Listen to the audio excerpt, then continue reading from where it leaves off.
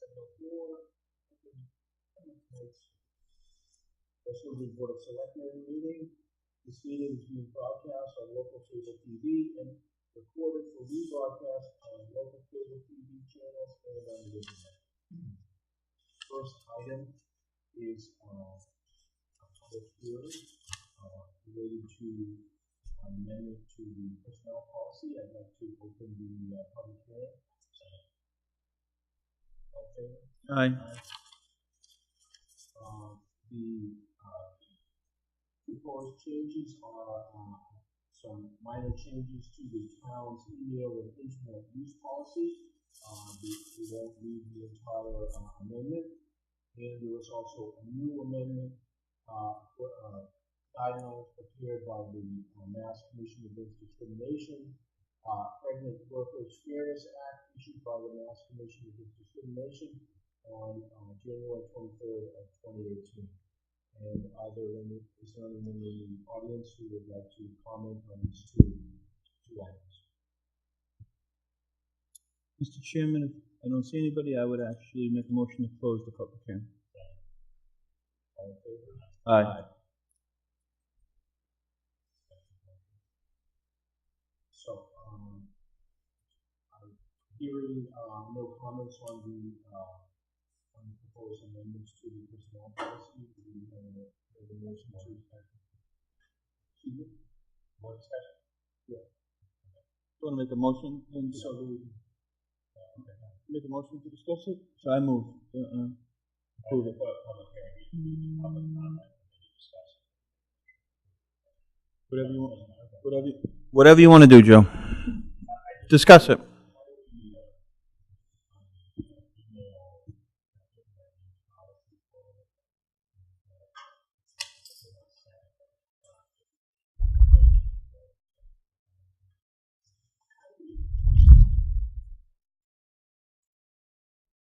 What do you mean by that, Joe?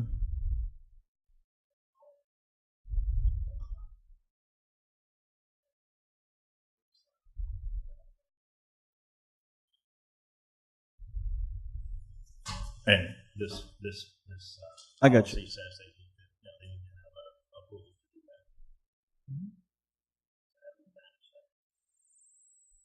that. Okay. When you say manage in the sense of who is going to manage it in particular, or how? No, they just don't do that. Part of the policy is they have to have. I understand that. And they know. So Yeah, and they do it. So who's going to manage? So then the board of how do we prevent people from just arbitrarily putting stuff out there? by having a policy.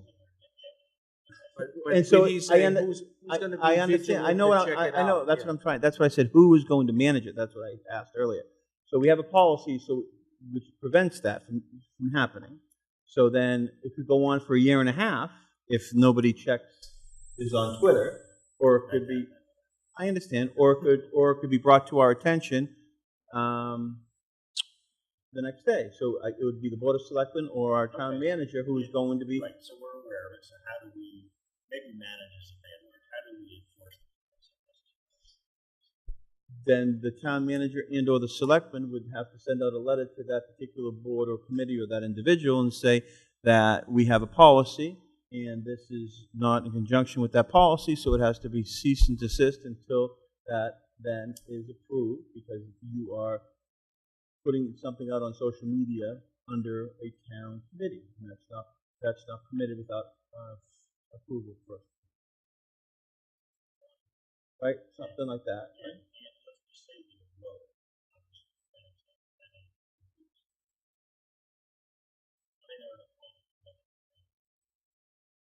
Well, then they need again that they're going to be in violation of that. Then we probably should have some. it's the same thing as a committee that's not abiding by their agenda, or they're not abiding by the.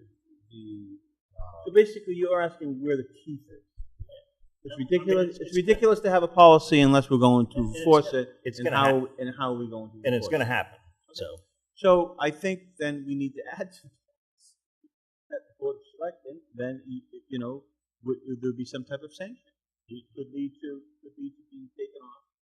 Do you have any thoughts on a legal perspective?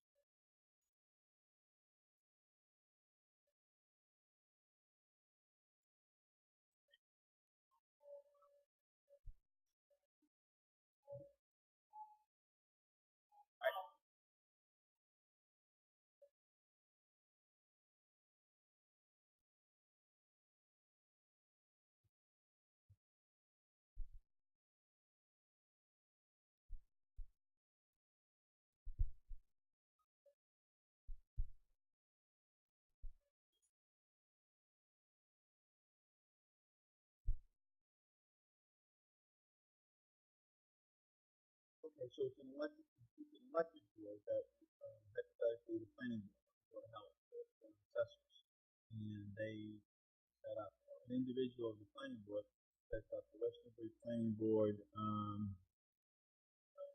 That's not an official board. They could do anything they want to do.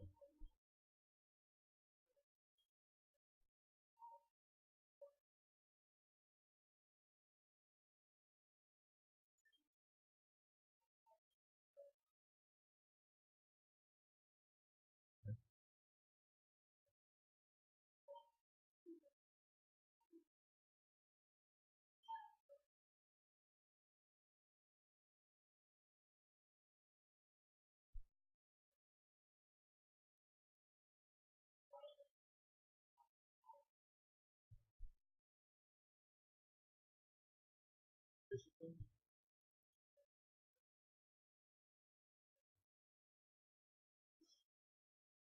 Okay.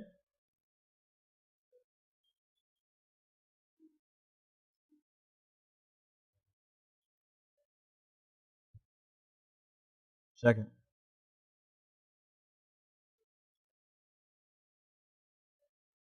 Aye.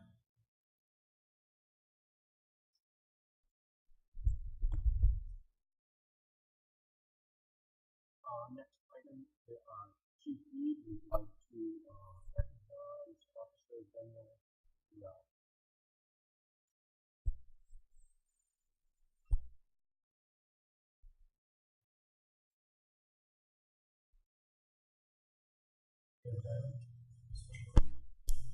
We hope. Tonight, kind of special night for the police department, and obviously one of the officers, also Chief Recommended. This is a letter of recognition. We have a copy of the This letter of recognition is presented to Council Morale on the 14th day of May 2018 in the West Newbury Police Department. On May 4th this year, Council Morale observed no suspect operating in Newbury. It was an act of law for the defendant. Also was aware that the driver was suspended from registration to the vehicle was involved in the state of Massachusetts. After a short chase, the vehicle was found to stop and the suspects were driving. While trying to arrest the fleeing and uncooperative suspect, Officer Corral also had to deal with a family member who at the time was threatening to shoot and kill her at the time. So she was able to order arrest and trying to deal with something else that potentially had been involved in the officer in the possible shooting. Due to the officer's quick action and obviously her ability to deal with a multitude of situations, she was able to arrest and detain the suspect and recognize that the other family member who was making threats to her was possibly suffering from some type of medical condition. She was able to resolve the situation without further arrest and anyone else suffering from that condition. This letter of recognition is being awarded to her for her professionalism and commitment to the community. Congratulations.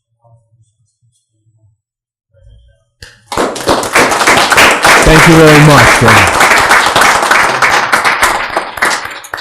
Mind if I get a quick snapshot of the handling her the letter of recognition? You could, yeah, her family too. Oh, you want one too? Want to be in there, Peter, too, after?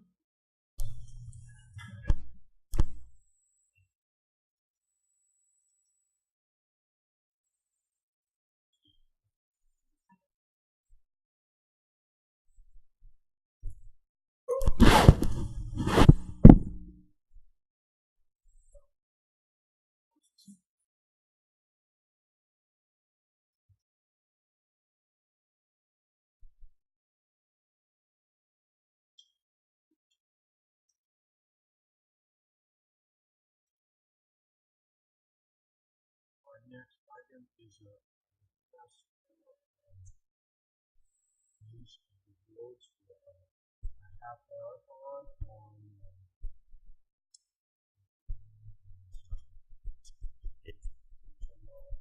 July 8th, 2018. The Parker River Half Marathon. Is anyone here from there? Go up to the mic, yeah.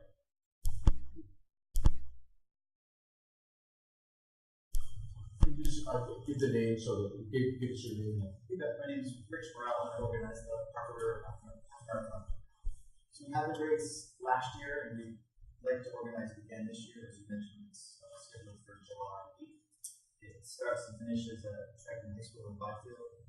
Most of the race is actually in Byfield, but they do pass into West Newbury for 3 or 4 miles of the course before they return back to Byfield. I heard it. We actually bumped into one of those putting up the signs.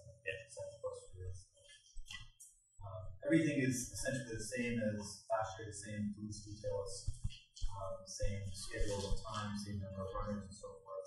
So How many runners? about 250. Any water stops or porta potties in West Newbury? We'll have a water stop on Milton Road. No warehouse. They have, something to do with the beer. Yes. Can you talk about, we've enhanced our sign bylaws recently. Can you talk about what signs, if any, maybe sort of, like where? The signs we put out are 16 by 18 possibly corrugated signs, big green arrow, and we put them up the night before the race. And basically get attached to telephone poles and temporary stakes in the ground. Right after the race is finished, our team crew goes around and puts up all the signs. So the race ends at 11 a.m. and we'll finish from 11 all the way to the signs. I remember you're very diligent on what signs there. We try to do well.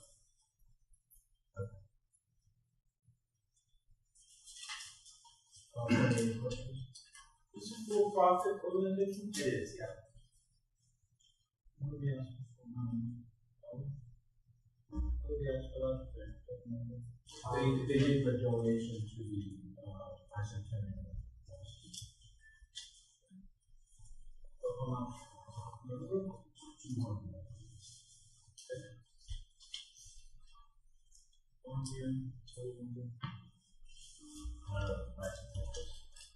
Funded this year. I wish they didn't. I wanted to recommend that. I agree. Yeah. Actually, you know what? How we improve that, so I'm good. West Newbury Youth League? Garden Club?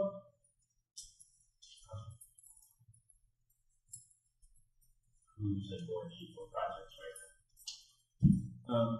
That material that you were, looking at, I'm seeing on the camera, that's all youth leagues that I'm trying to work out from. They need some money for some fields.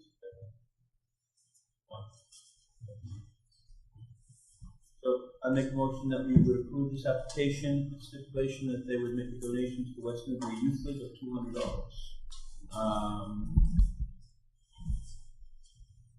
Before July 8th. No. Before July 8th, 2018. You want to say something? You do your vote, because I want to make a comment after. You want to comment during the discussion period? Does that help? Well, no, I just wanted to point out is that it's fine this year, but 2019, July 8th will be during the week of the bicentennial things that they're having in town. So, well, it might be a good time. It might be something you would almost incorporate into the bicentennial. Might be part of it, yeah. So, but my point to you is that if you're thinking about that week next year, you make sure that the bicentennial committee is aware of it, and whatever it is coordinated with it, because that'll be the bicentennial week. All in favor? Aye. Thank you. So you'd have to get a hold of, I think, Mary or whomever to understand. I mean, who does the check made out to? West Newbury Youth League, or is it West Newbury Youth League? And you can drop it off. Well, no, because Park and Rec and West Newbury Youth League are two separate things. Why don't you just drop it off to the selectmen's office and we'll make sure they get it? Thank you.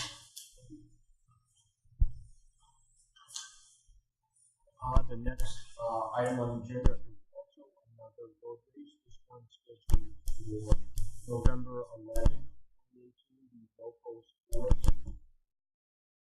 half marathon or something with that. Hi, come on up.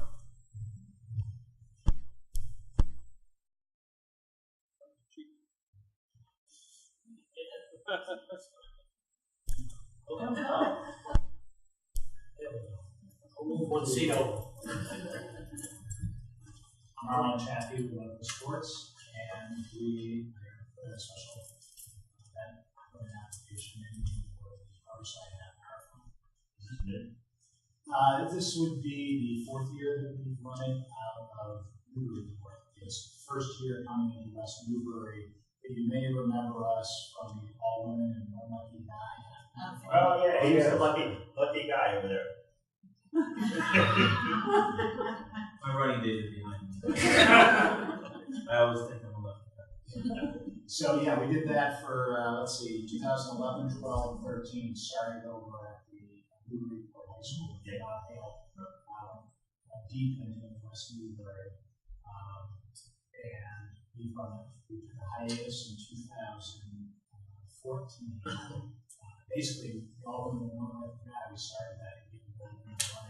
We now have 65 female participation in our events. So we saw the all women race rocking off. So we pulled out for a year and then we came back with just the all winners. But for 2018, we would like to bring the course back into just Newbury. So same question as the other gentleman, any water stops? There'll be one water stop along Indian Hill Road, about halfway between, I thought I had marked on the map, halfway between South and say Cherry Street. We usually look for, unpopulated area where there's enough room. So that will be dropped off and picked up. We have our drop because of water stop theft. It happens. By whom?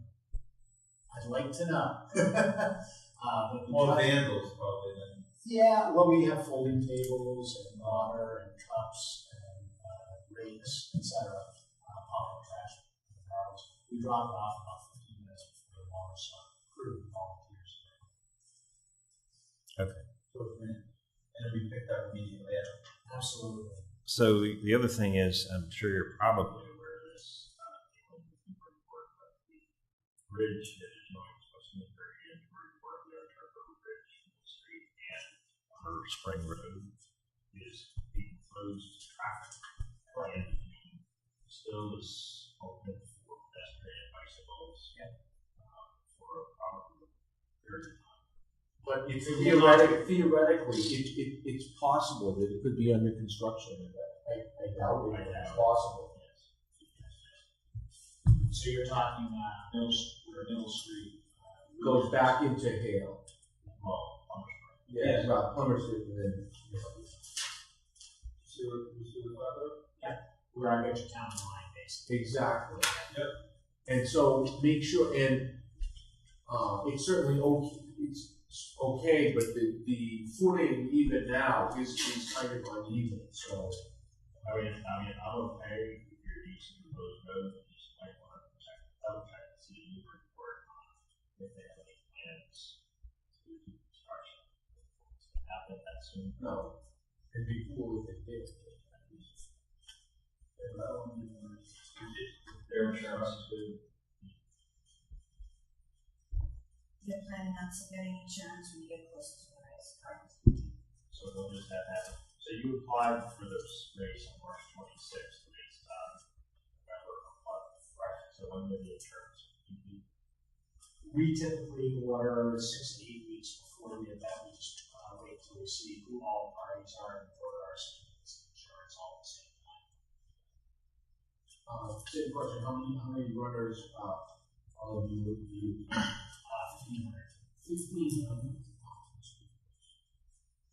If you recall, I think the all-women's race at one point was about 1,200 and went deeper into West Newbury. So we work with Chief Reed on a safety plan.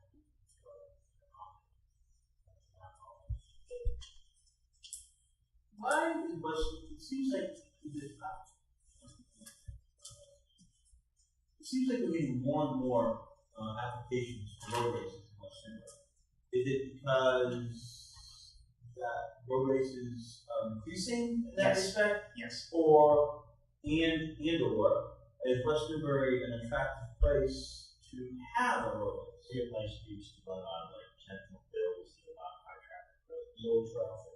And we pave them every other day.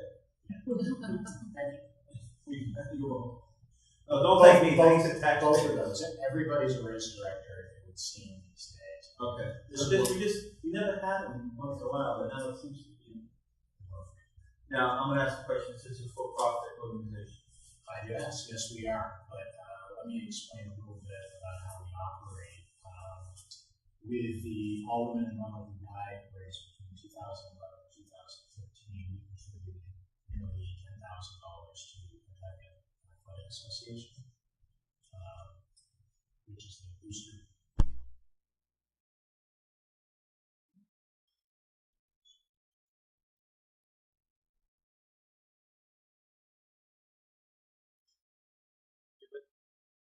What are you, that's fine, thank you very much, but what are you gonna do for this race?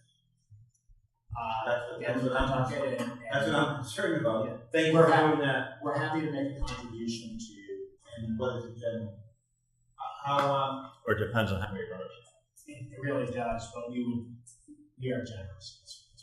so, how long does it take 1,500 runners to run through West Newbury and compromise our streets? If you'll sit tight, I can tell you exactly once I get My my ADHD won't let me sit tight, but I promise I won't get out of the chair. fast runners do it in 5.5 minutes per mile. Slower runners do it in about 12 minutes per mile. So if you take anywhere along that course on mileage, which I can do corner by corner, I can tell you when the first runner's going to be there, when the fast walker's going to be through, and then we call it paving the way fun, which is the 8.5 minute to 10-minute runners. That's where the bulk of them.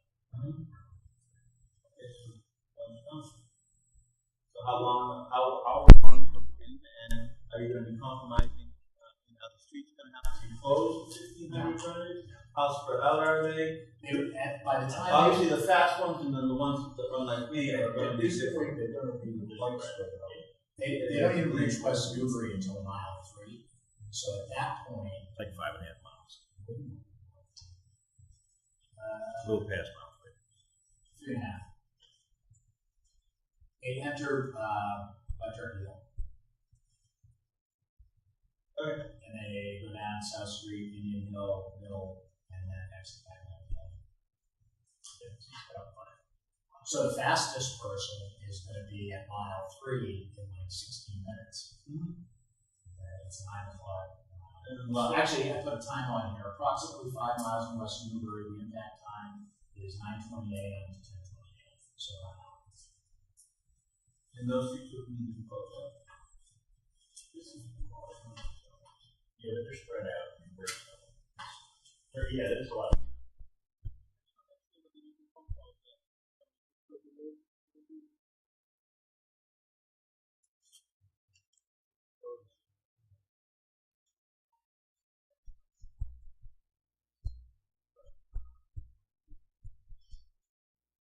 normally Monday or Tuesday, the week before the race.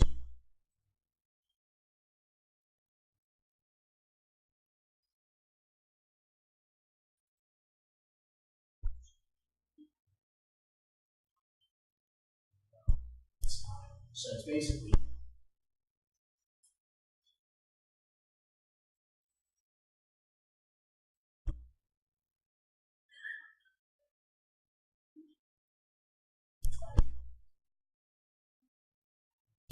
is a bit more of a challenge than subsequent years. Oh yeah, roads. I think they know this.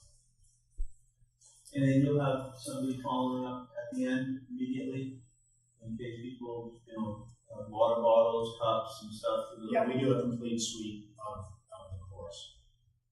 You can't have 5-6 year history of running an event. If you're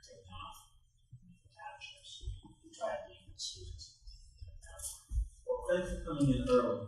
Yeah. Chief, really good point.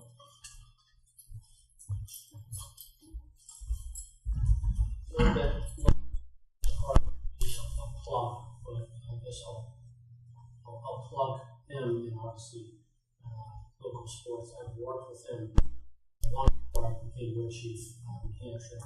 And I found that every time he said that he was going to do something, he was always done because there's been many issues in all the plans that we had not. In a multitude of police departments, whether it's half marathons or full marathons.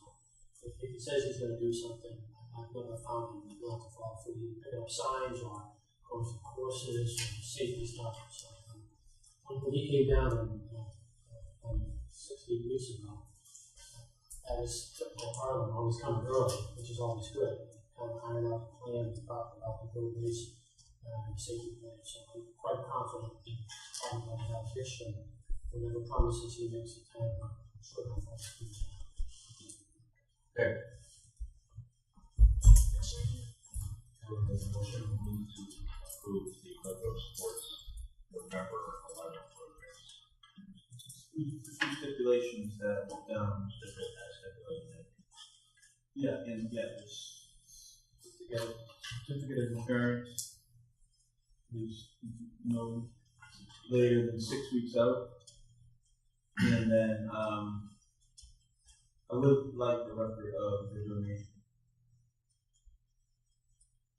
I know they're generous, we appreciate that, but I'd like to know what it's going to be after the fact, I guess, just so we're looking at next year, we can see if 1,500 runners through our town was worth the donation. Well, we will, absolutely is the answer. But if there is an entity in town that we typically work with recreation departments, Well, hold on for 1 second. I think that's terrific, but this is a race that's happening in West Newbury, and it's going to be using West Newbury facility. And I know the Education Foundation, and I've given to that Thanksgiving breakfast that we did every year, contributed to that. But this is a West Newbury event, and then I think it should affect West Newbury people, because the West Newbury people are going to be affected by this race. 1,500 people. Not that the education athletic association doesn't do wonderful work, but it's part, that money could go to somebody in Merrimack and Groveland that year, not much. We don't know that. No, I get your point. Why don't we, not immediately, but let's see if we think there might be a more. If you don't hear from us, say something up.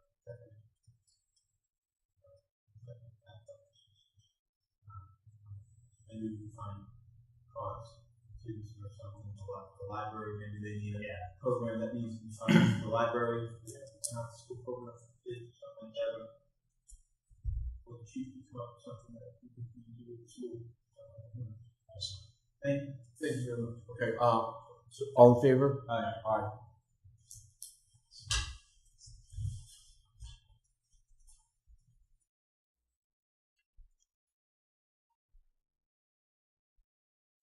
Next item on the agenda, special permit for this time a bike race on June 9th.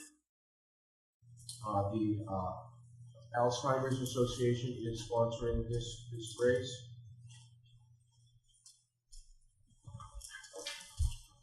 Hi, how are you?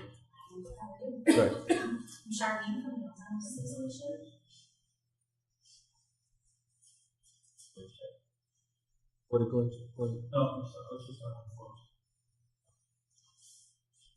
So, Charlie, I don't know if you were here last year. I think. I was not. My staff. I don't know how Yeah. I mean, last year, and this application came in on the 2nd of May. And I think last year, our plan, if you will, was lead time, and we were sure that that would be correct this year. And this race is on June 9th. So we did have, I feel like you guys did listen.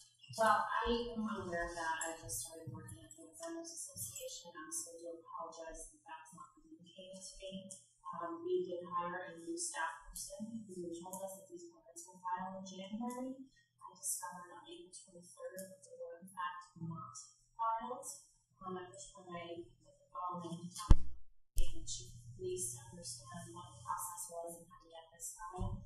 And we submitted our report as soon as possible thereafter. They're now just new to this process and trying to figure out what we can do to make this right. They have different terms now. When the town is a secondary. Everything's in line, except for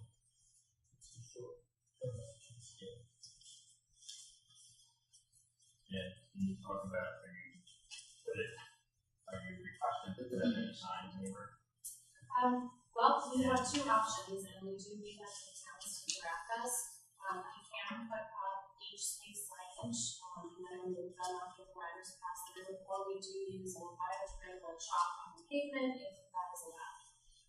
So it really, we ask for your preference. what's preferred. We prefer to use the chalk. It is much easier for the riders to follow the course that way. At major intersections, we tend to do both. If chalk is not allowed, we certainly understand that and don't use that. Why is the truck not allowed? There are just towns that do not allow that. I don't know what the reasoning is, but they've instructed us not to do it, so we don't. How fast does it generally wear off? It's usually around 48 hours depending on the weather.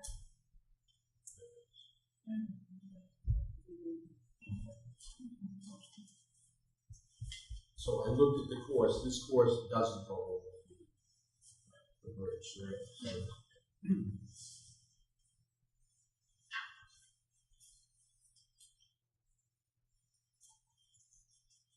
with, I would just ask the chief, with this course, does have a couple of miles on 113. Do you have a problem with that?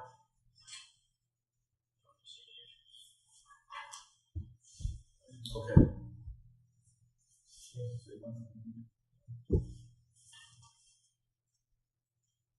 So it's gonna come off of Coffin and then go down 113 and turn right onto Chase Street. So it's not on 113 for too far. No. It's also on the Sunday, correct? It is a Saturday. It's on the Sunday.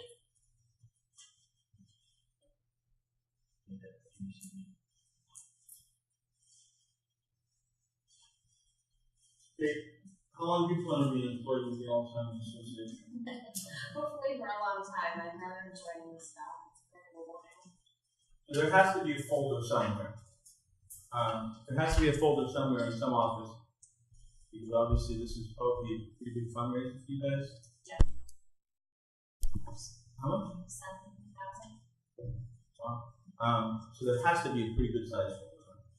Where if you could just put in, if you get to us a little bit earlier. I will personally ensure Because that. the guy two down from me, he really stressed that, and you promised. This is the first time I'm hearing about it, so I'm very sorry, but there is a massive Excel spreadsheet that goes through all of these formats, and I will personally make It sure. seems like you have a good amount of towns. It seems like it's It's a a good pretty logistically undertaking. heavy event. 100 miles? 100 miles, one course? 62 and 30. It's about 500 riders. There'll be about 100 miles on the 100-mile course, which is the lesson right section.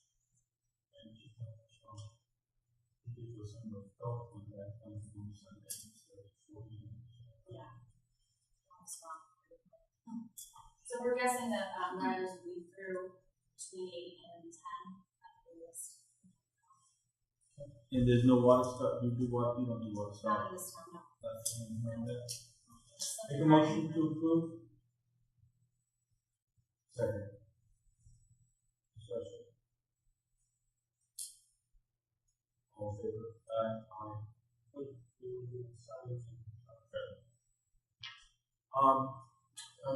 Mary, did you want to comment what Gary said about the chalk?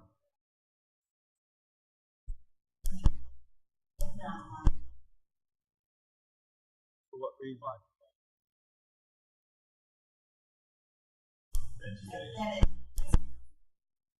So, and when he looked at it, I think he mentioned certain counties.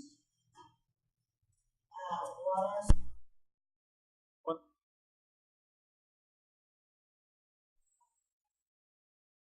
You're going to do this? You're going to do this every year? And you're going to have the same roof? You had the same roof last year. So if you're going to use that chalk, that'll be my recommendation. I would let you use it this year. If you find it to be a problem, I'm probably going to say no to the chalk next year. Okay. Does that sound good? And if you don't come in 90 days, I'm going to say that. Because he didn't vote for it. So You go to present, just clean water? yeah, just if you get one more person to do that. Okay. Okay, thank you. Good night. Thanks for coming in. Mr. Chairman, could I ask Forbes is here to take one thing out of order and ask for the Hilltop Circle to be talked about right now? So, he's going to. Oh, okay. No, but he wants to talk about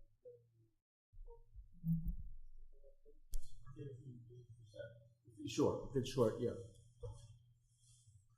Thanks. I'll test out this mic for you. Is it on? Yes, it's green.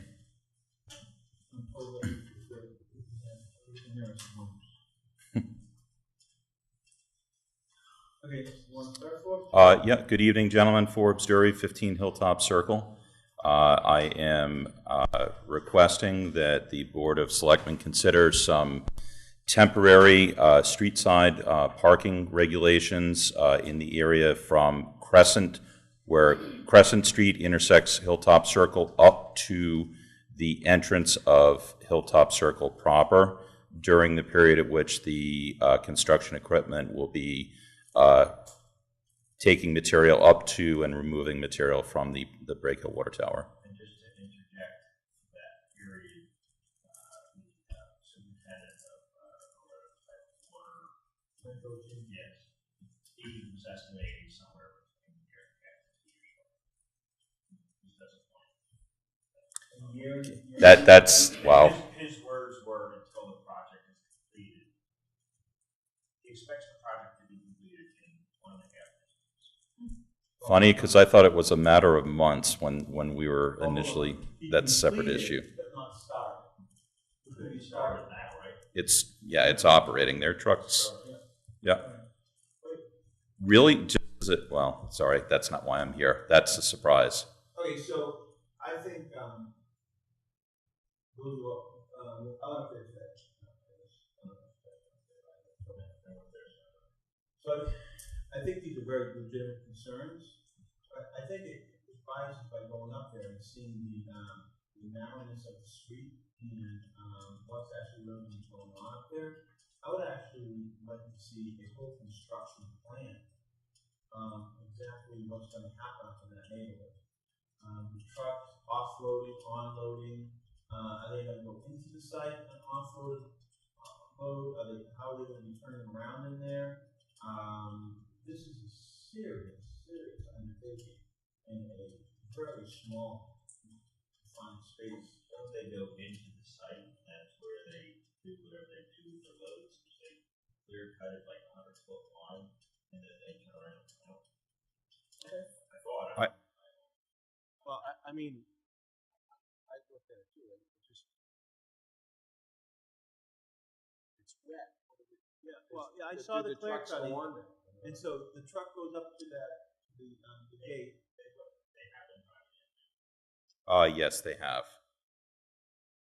Yeah, they have to. They're right now. They're 18-wheeler dumps that are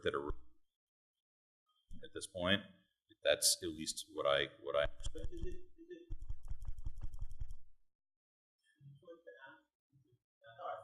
management plan? That's a good, Yeah. A construction plan of exactly how this is going to happen, so when we start getting phone calls from the neighborhood, we've done them, that people that I think we need to make them one way also. Those trucks need to understand that they have to, when you make circles, you have to understand that it should be one way going up, and you exit the other way.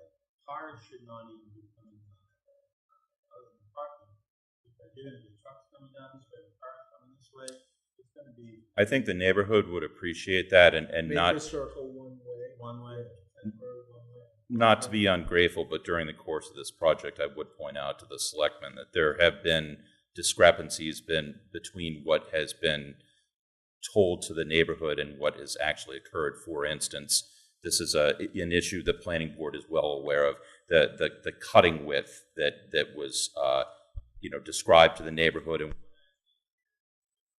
that, as you saw from my expression a couple minutes ago, we were under the impression that this was a 5-month or 6-month project, not a year and a half. I mean, that's a serious difference. So I think in light of that, the neighborhood would appreciate that.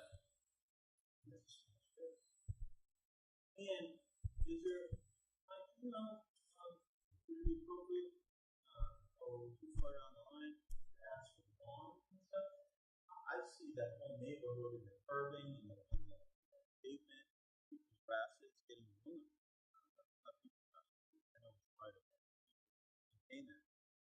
That is so tight up there. There's no way that there's not going to be problems.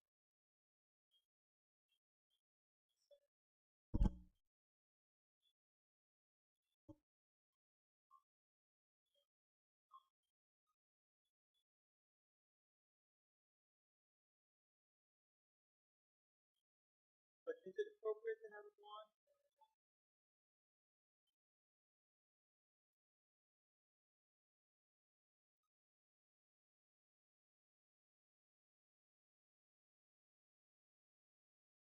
So what happens if one of the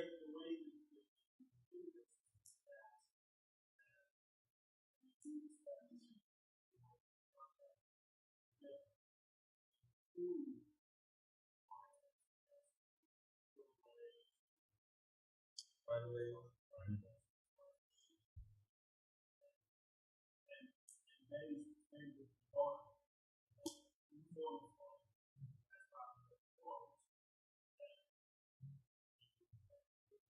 And to that extent, Mr. McCarron, I do believe that on the the right of way, the access point to the tower, there are plans to have a mitigation of some sort of rubberized area that will be a temporary thing, so that the mud isn't dragged back on Hilltop. But I mean, I don't think the neighborhood has a full appreciation at this point of certainly how long that's going to be.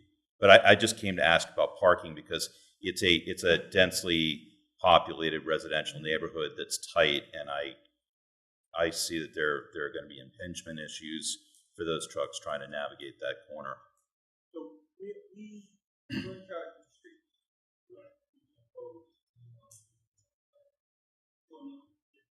Well, no, everything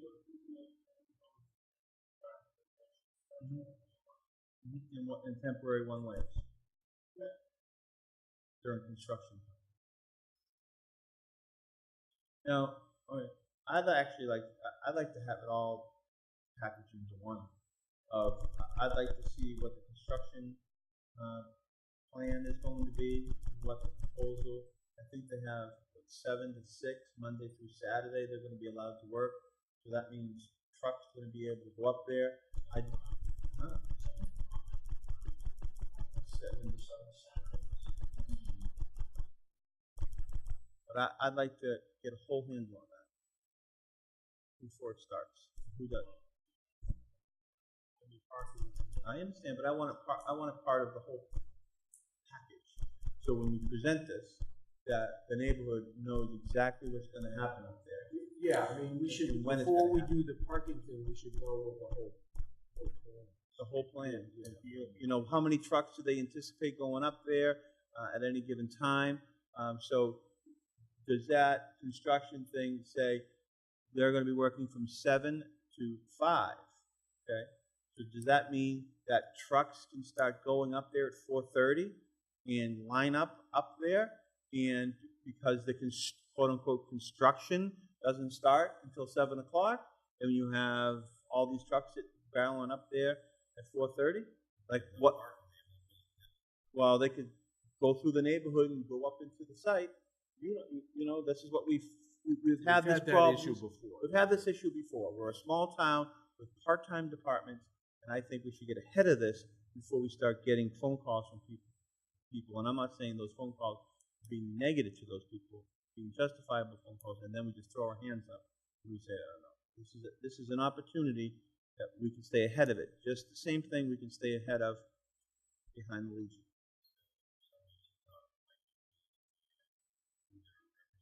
A representative from the contract.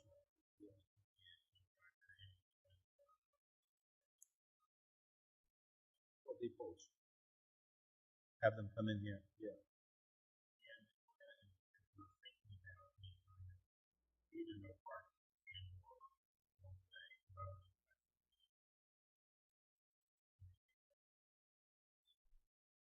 Right.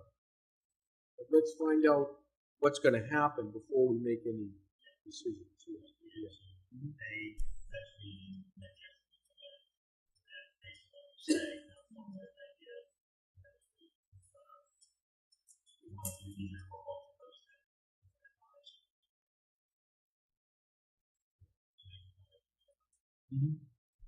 I want specifics. I don't want, we're going to have some trucks up there, and it's going to be this, and it's going to be this. What kind of trucks, when? I want this to be. Very appreciative of that information. Okay, thanks. Thank you. Want me to?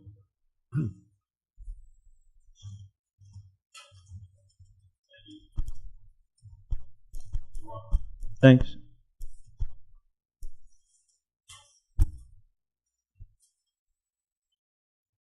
Next item is a short-term rental license application for 15 Marina Drive.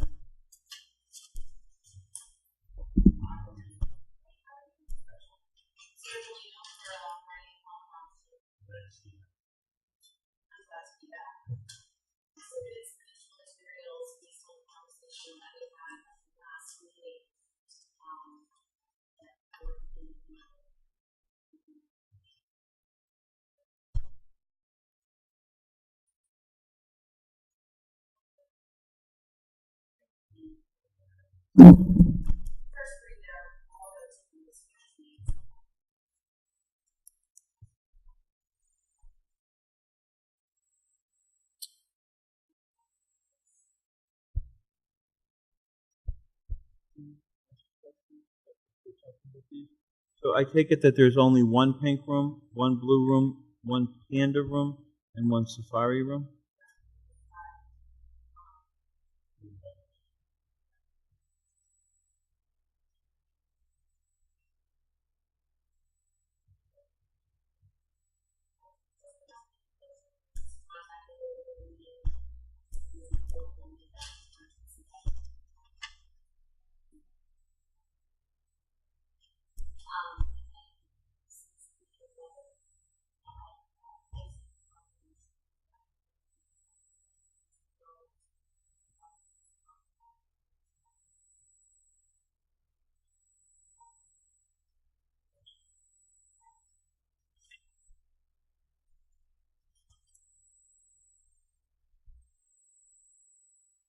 Can you repeat that again, please?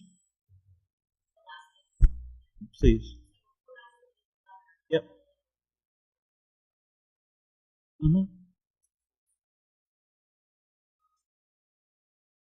Glenn. His name is Glenn also. Yep. Yep. And then you said something after that.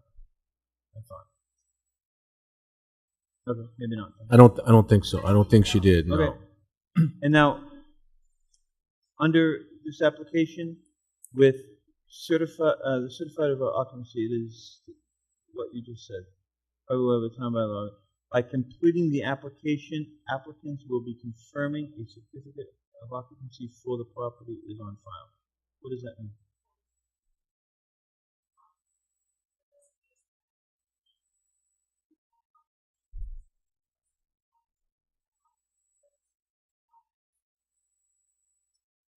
So you're saying,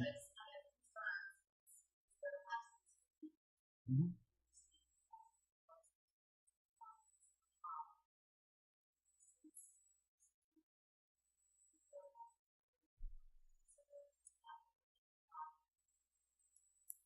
To do so.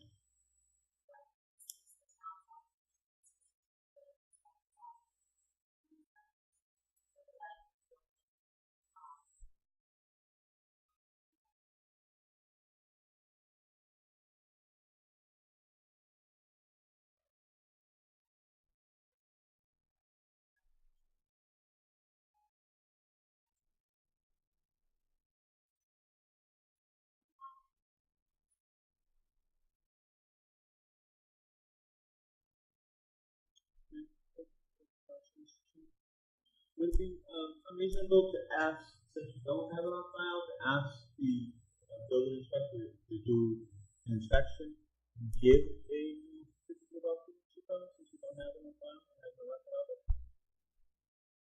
Or is it just in file? I'd have to defer to some inspector when he feels he issues.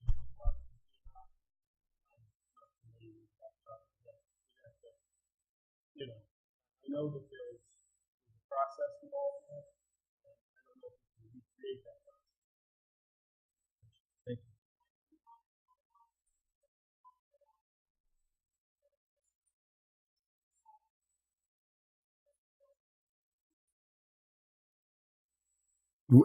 you. Yeah, I see that, yeah. Something that could have been okay then might not be okay now.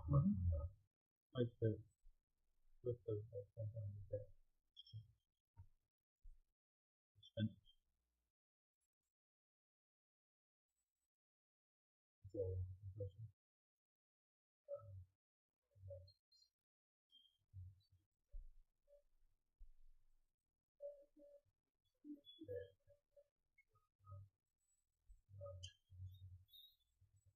A temporary license.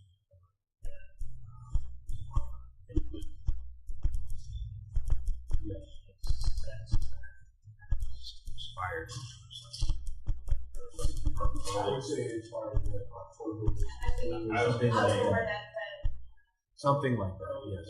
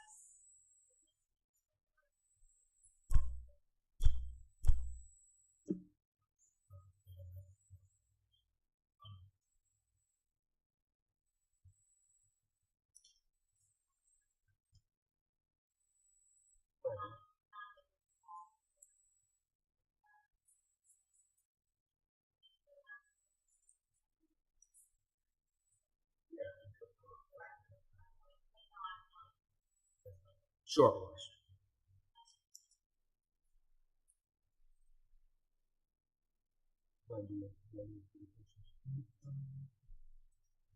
but I would see if anybody else has anybody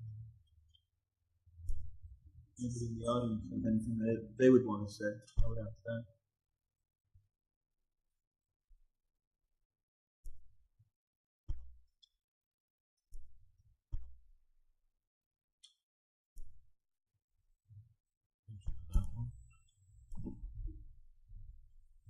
Adam, did that one work when Forbes was there? My name is Jim Ward. I live at, well, I have property at 18 Marino, directly across from these folks. There's been many applications filed by this homeowner to get some sort of business going there. And I would just kind of like a recap, if I could. I'm not sure who to even ask that question to. But they're talking 4 rooms, and I don't know how many people anymore. So could I get some input on that, please? Well, there, at the moment, this application is for 3 or fewer rooms, which would equal. Yes. People. Larger. Yes. So 4 rooms, but only 3 of them would be utilized at one time. And how many people would that be? No more than, 3 people total. could be 1, could be 2, Yeah, but it can never be more than 2. okay. And this is now for, if I understand it correctly, a period of 14 days or greater Or less. Or less. or less? So you could go online, I think the Airbnb type of thing, probably be analogous to this, that you go online, book a room for 2 days, and that this would be, if you were 2 people, this would fall under, you could book one for 12 days, this one would fall under, if you wanted one for the weekend because your kid's graduating, Governor Dahmer, whatever it's called now, this would, sorry. And so Kids graduating. all the rules and regulations that you folks developed a while back would be applicable in this case? Correct, sir. And they're following up there. This application falls on. We sort of created 2 sets, one for 4 or more, and then under 4. Two different sets of regulations, basically. It's complicated. Their previous application was for 4 or more, but they did not meet that, and so they were refiled. So just so I'm clear, it's 3 or less people, which has been going on anyway, for 14 days or less, up to 14 days. Correct. Thank you. So, are you clear? Because it is complicated. Okay. Sure. If you could do us a favor and you could just state your name and stuff, it helps. Andrew Kefalis, 1 Norino Drive. People allowed also. Okay. I would just like to know, since the applicants here seem to have gone above and beyond every time, even now there have been cars there, but that's a different issue. How is this possibly going to be? Who's going to be watching this? How is this going to be figured out? There seems to be in the past, and I'd like to know just who addresses this and who the neighbors go to, and what takes place if this is approved. Thank you. Chairman, the reason why you get the big money, but I would ask Mike could answer that, Mr. Chairman. This falls under our enforcement of our bylaws. If there's a violation of the short-term rental bylaw, there can be a fine of up to $300 per day for each violation, and it can be enforced by any police officer, by the building inspector, or by the health agent. And they could have their license. Yes. So I think to your question, if you feel like there is a violation, then you would need to call the police. And during business hours, I would call town office, building inspector. And if that person's not in, you might want to call the licensing authority, which would be the Board of Selectmen.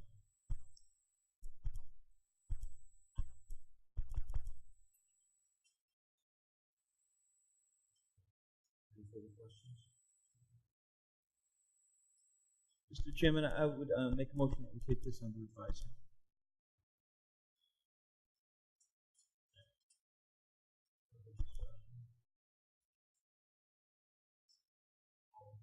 Aye.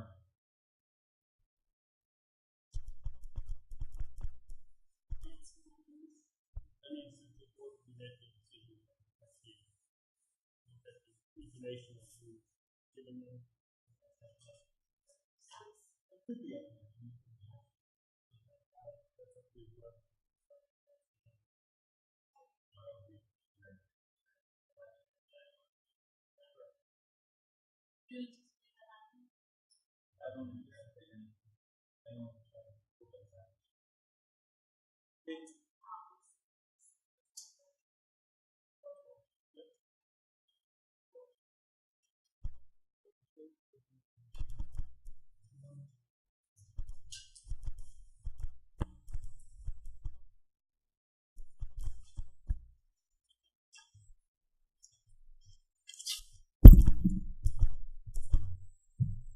Hi.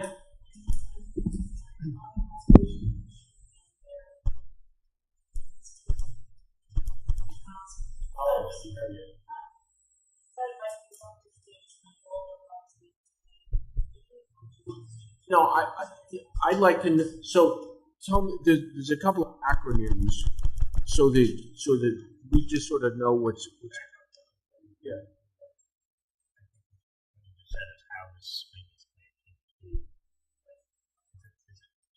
Yeah. Because it has. Have we done this before? We just didn't know. Can I ask another question? So you're representing open space, or you're representing yeah. But you're representing open space that is going to bring something forward through the Board of Select. You're asking the Board of Selectmen to give the authority to present something to the Concom, right? Would that be the proper thing to say? Because the open space is asking to fulfill a management plan of the trails. And I understand who we are. And then, so you're going to ask us if, I guess, on behalf of the town, could you please bring this management plan to Concom? If the town wants to do that. If the town wants to do that. Yes. Got it. Now, is it a conflict of interest that she sits on the, I just want to make sure it's all done. Oh yeah, if she sits on the Open Space Committee, and she's going to be presenting this to us and then to the Concom, and then obviously, can she vote on it, or can she not vote on it, or what's the stuff? Well, I mean, the idea is here, she's not acting in her own or someone representing someone private party's interest. It's all the town, we're all one town. And so the answer is that there's not a conflict of interest. There's no interest that she has in it, other than Bettering the trails for West Newbury. I think that, one of the things in the conflict of interest law, two angles that you do have, is that they say you can't be an attorney for somebody who's presented before the board as a member. And also you want to avoid the appearance of any conflict. So I think that you have to, if this is coming from the open space to the board, you have to make a choice. Either you can be sitting on the board or you can be presenting the plan. I wouldn't do both. Now, can she, by doing both, now, she obviously sits on the open space, so they obviously voted on this. So if she wanted to,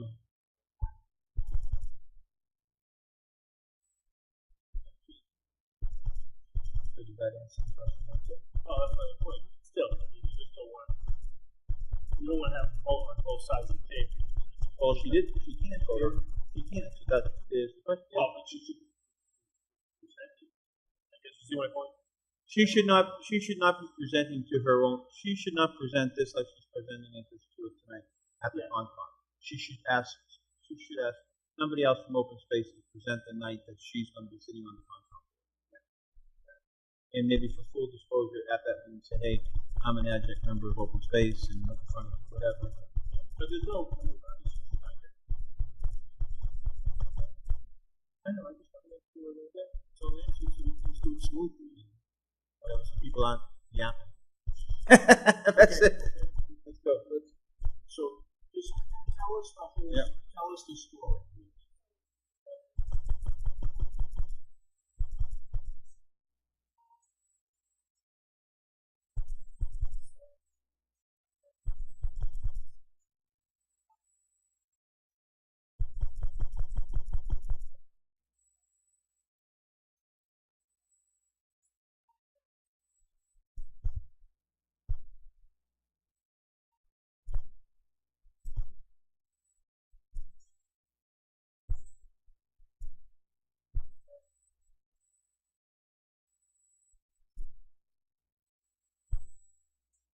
What habitat might that be?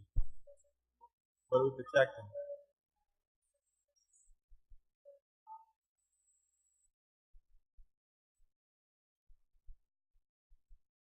So this whole,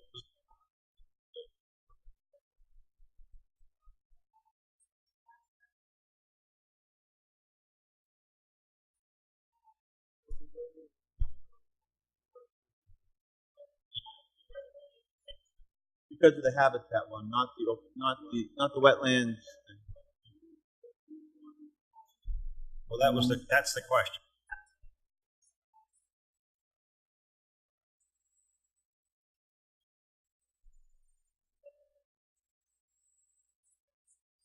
Just so I'm clear in my head, because people are kind of crosstalk.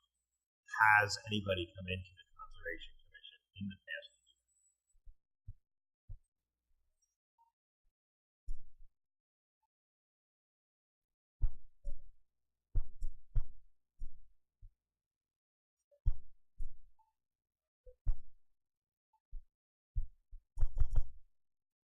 You need to put that mic closer to you. They can't hear you at home. Sorry. I'm getting text that she can't be heard. I thought so too. Yeah, remember? Yeah, okay.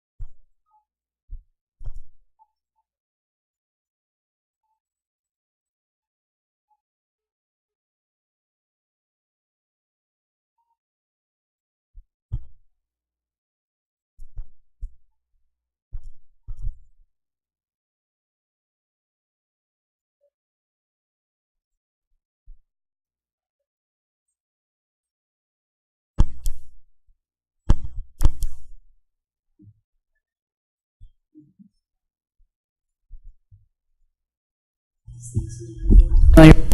They're mostly Nope. Can you use the one on your right and not the one on your left? Thank you. Just trying to do a process of elimination. Make sure that mic is not broken. Thank you.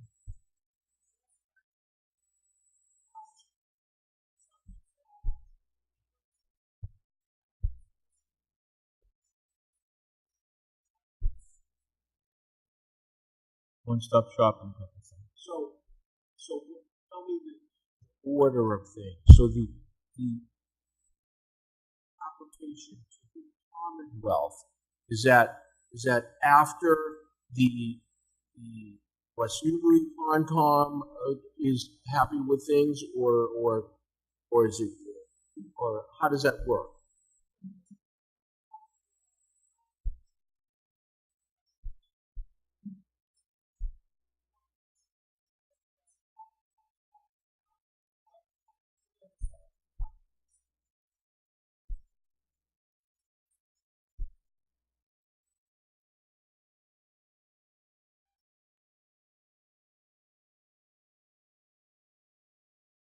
But if they go out of this plan, then they have to come. Okay. This just gives you the guidelines, and so you can just you can always do it and keep on going rather than going back and forth every time they want to take a branch down that fell over in the storm. Okay, I get that, but does this happen in 2019 also, or no? Oh, really? Oh, okay. Oh, I get that, but it is just a one-time event. Okay. So this does make life easier. Unless something changes. like a beaver dam all of a sudden clogs something up and you change the waterway. Totally different. They would have to then come to that. So, our jurisdiction is that we would ask for the open space. You already presented. Did they make a vote on it, or did we just mark it out?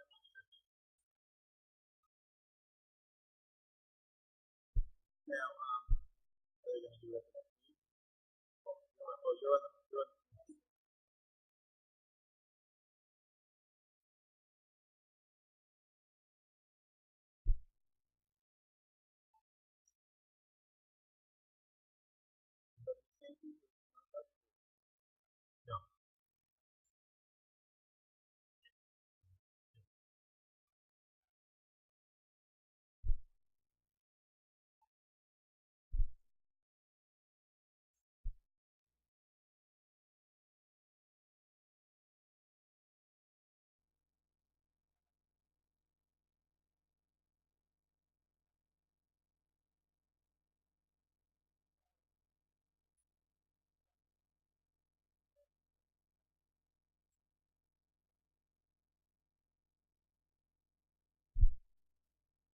So who is that organization? Is that the Commonwealth too, or is that the federal government?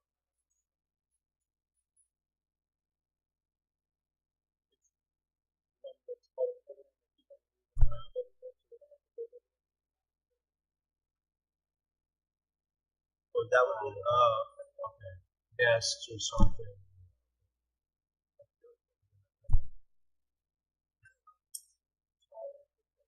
I pay those little discs that keep on overflowing from the food.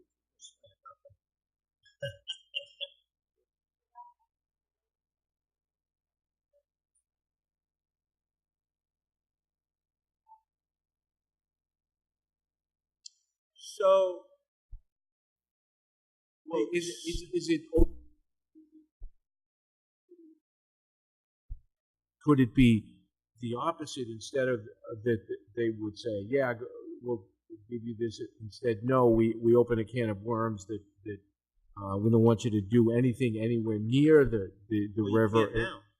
No, I know, but they might, you know, how you ask questions and things get worse. I like to think that they would probably say, wow, this is a pretty good progressive community, and they're getting ahead of this game, and that we've made these new things, and we'd appreciate. I know. Well, I still believe that it's the same. You know what I mean? So I mean, you can't do anything now. How worse could it be? If they went, oh wow, okay, great, they have a plan in place. If they follow this plan, we'll let them do the work, and we have it on file. But anything out of this plan, obviously, they would have to file again and pay another $300 if they were going to put a bridge or something like that. Like you said, so I would actually, it's being proactive because the plan is in place, and that's good. But you know, and I know, something's going to happen to a trail near one of these sites, and then they're not going to be able to do anything about it. And then somebody's going to do something about it. And then theoretically you'd be in trouble. And that's when you get them mad at us because we had the opportunity to file and then we didn't. Right? I guess. It all depends on somebody else. Yeah. So now you said, are we all in agreement of that? No. I am, yeah. So then I would,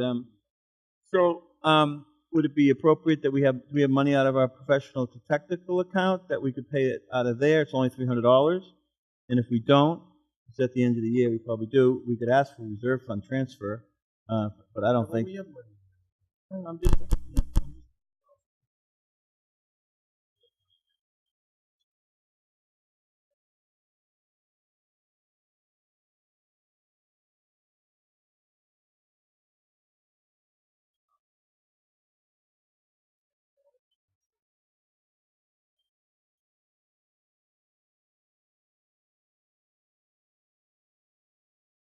I'd make a motion that we go ahead with the wetlands trail corridor maintenance plan with open space presenting it to Conservation Commission and filing it with the Heritage Foundation.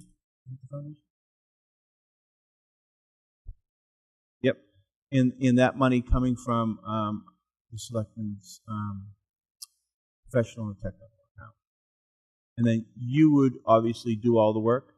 We wouldn't have to do it. You'd do all the filing. We'll just pay the bill.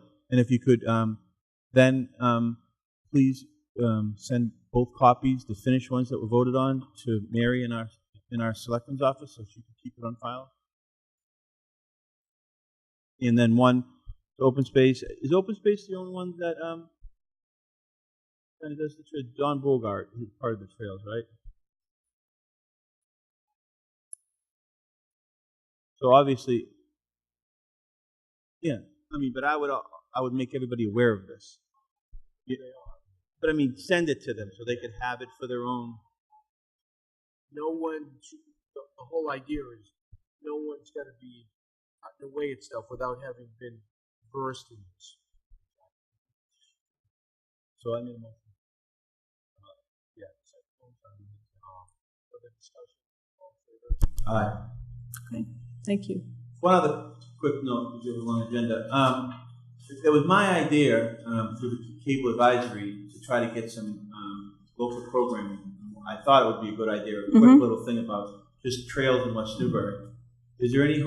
I guess Kevin went to the committee and they wanted a little bit more about open space.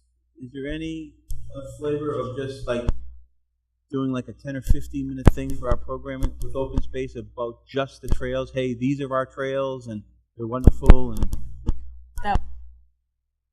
oh, okay, good. I thought that you wanted more about open space and be more.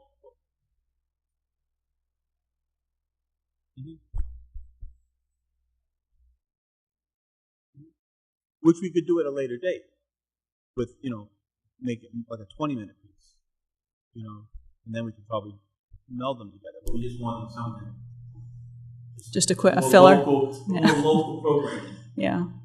Okay, thank you. All right, I had one other question that I didn't get to ask. It's not related to that. Well, it's kind of related, but it's not part of the vote. I guess at Mill Pond, there's a butterfly area. People have talked about as a protected area, but nobody knows who it's protected by.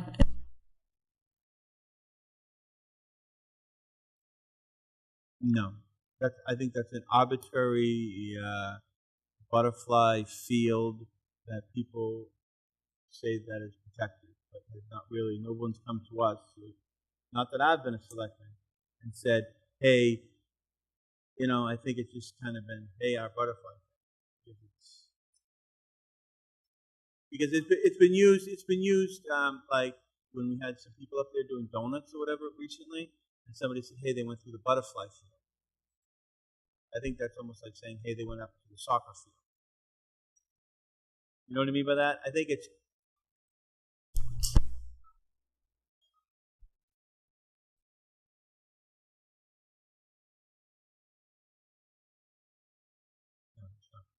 one of those things that just, and I think it's not protected officially, but I think everybody respects that. Does that make sense? Right? Have you ever?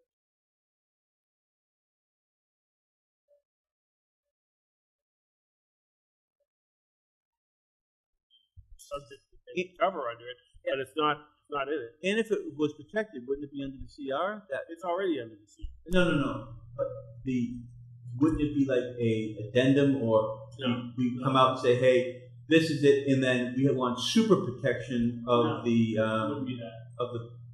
butterfly field, because theoretically under that CR we could put a trail right through that butterfly thing. Right, and that's why it wouldn't be covered by the CR at all. It would be something that would be part of the Mill Pond management. If they wanted to maintain that quote-unquote butterfly field. And they would be part of the equation, just like they have everything else. That's not part of the equation. It's part of the plan, the riding and driving jumps and stuff like that? Yep. So those are... Okay. Thank you very much. Actually, if somebody feels like they want to, they should talk to the pond committee and say, hey, listen, it's not. And if you get it want added. it, you should probably make it part of your plan. Yeah. Okay. And then do it all about it. Okay. Very good. Thank you. Thank you.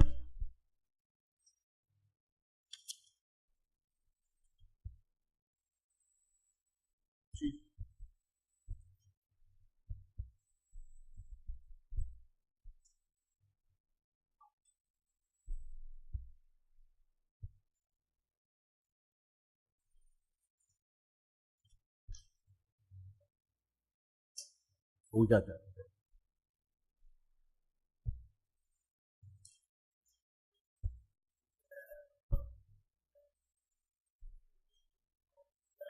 I saw that.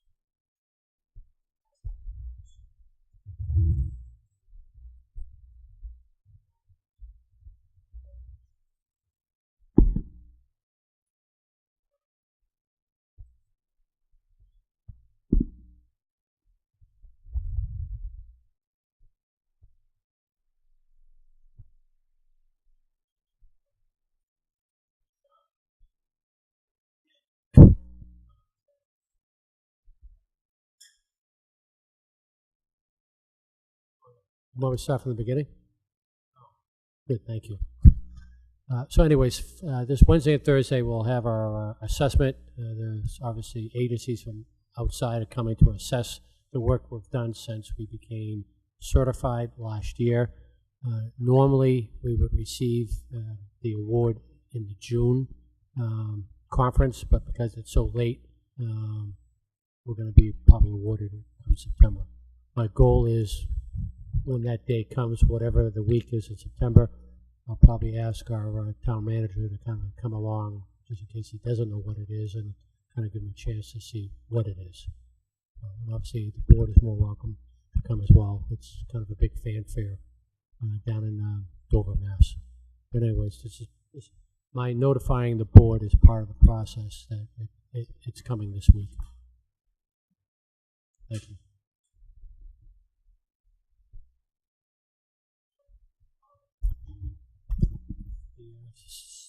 You want to go over some of the anything that you particularly want us to make note of, like on the changes of the manual?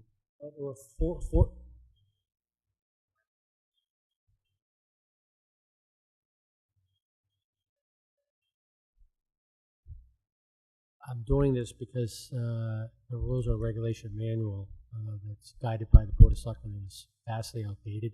So I'm trying to pick away at it. So I know the last time I think there were 12 or 15 different items. This time I think there's only 4.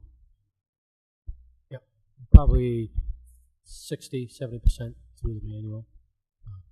So for you this time I brought 4 to your attention. One was the training officer. That was the old term. The new term is obviously called the field training officer. The second one is a brand new one. It's called the certification accreditation officer. The third one is just a reorganizing the name. It used to be called the rape investigator, which is a very antiquated term. It's now called the sexual assault investigating officer. And the last one we've never had was the animal control officer.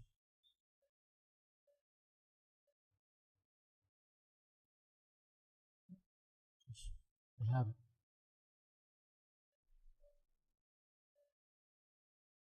Yeah, so we're not doing management by crisis, then it's at least that one part of the cog is done.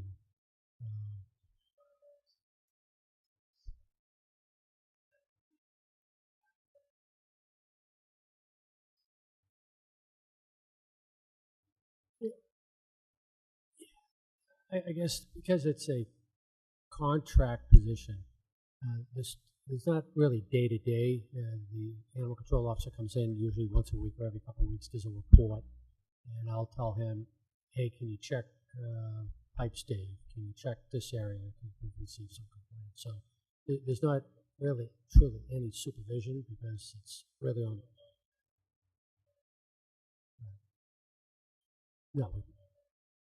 If we have a person, that'd be one. it would either be a corporal or one of the patrol sergeants.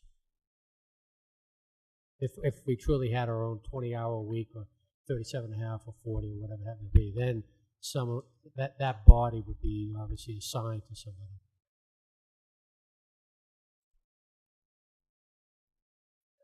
Has the, again, it's a contract with Newburyport, but my question was about that same position, the animal control officer. Have they had a license to carry in the past? Have they? I just don't know. Does the Newburyport person, are they carrying a firearm? I don't know. As far as I know, not. What was prior to my arrival, I don't know what previous animal control officers that were under our supervision, what they did. Do you remember, Glenn, anything when Madeline was here? The Board of Selectmen basically appointed the inspector of animals, which is, the way we previously did it was the animal control officer was independent from the police, appointed by you, and did not obviously carry the firearms. And since they're appointed as the state officer inspector of animals, they have statutory powers under that designation, including, I think, the rest of the so they have some police powers, but it's a separate section.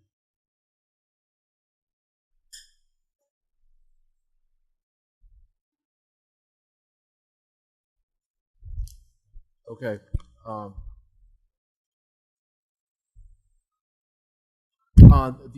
My other question, Chief, was the field training officer. So is that somebody that's going?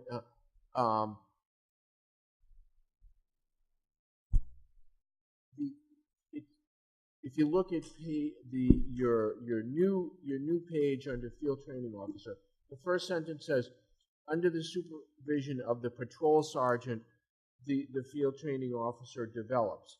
And then part 9 says the field training officer sergeant. So is that two different people, or is it just? I'm confused. So is the field training officer is somebody that's going to be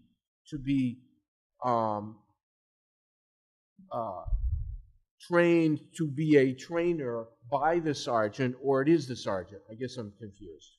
Okay. Their Sergeant Senior is in charge of field training officers. So he's in charge of overseeing the current 3 field training officers we have right now. Okay. So he's in charge of, I guess, for lack of a better term, the unit. The 3 people that are actually doing it right now. Okay. So if they have their meetings, they have their discussions. I occasionally look over stuff, and I'll tell Sergeant Senior, hey, how come they're not doing this? Or nice job on this. Or have you guys thought about that? And obviously it gets delegated down. Okay. Okay.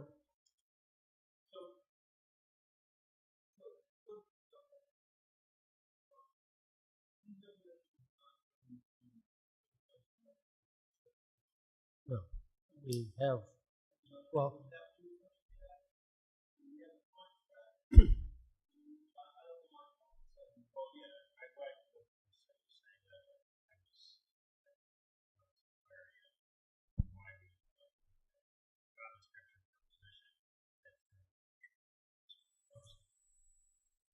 that whole manual is filled with positions that some of them are absorbed.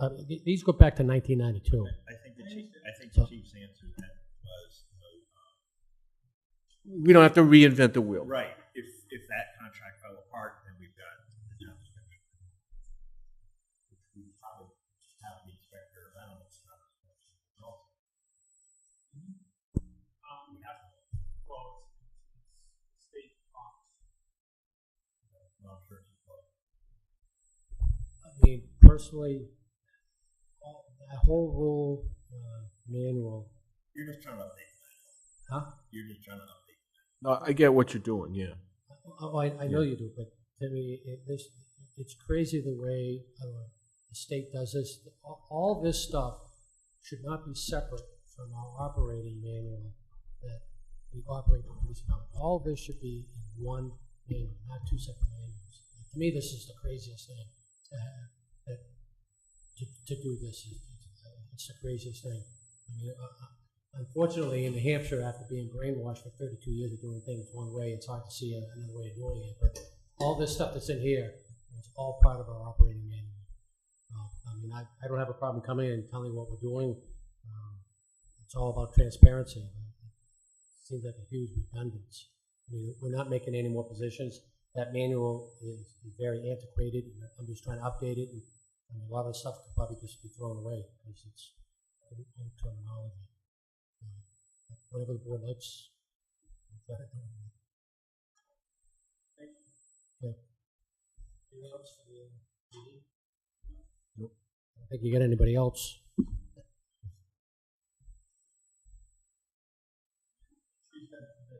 Yes.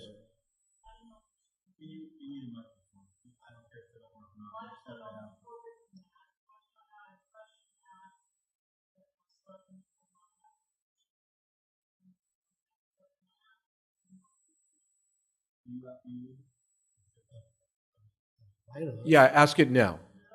Yes. Fine with me. Adam, can you bring up the microphone for us?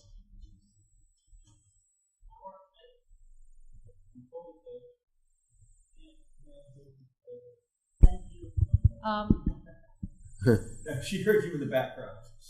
She knew. I've been asked to follow up on something that I think about to tip on regarding some kind of threat to the school district. And I'm just wondering if something about a death list or something like that. You guys can you give the public some more information about whether or not this is something that actually happened, how you're handling it, and wondering if Selectmen and police can assure the public that the students and staff are safe. Probably the school have been working together today. At this time, there's no credible evidence to say that anything has happened. From what we found out today, this is something that occurred from 2 weeks ago. Yes. No credible evidence. And does Selectmen feel comfortable also that it's okay for students and staff to go back to school? Yes. After having a conversation with that police chief and him having a conversation with the school district principal and superintendent at the hard conference this time, that it is safe for students, staff, and anybody else at the high school. The superintendent and the principal, along with the chief of police, were on top of the situation, and they're very comfortable and environment regarding them. Support that it's ongoing.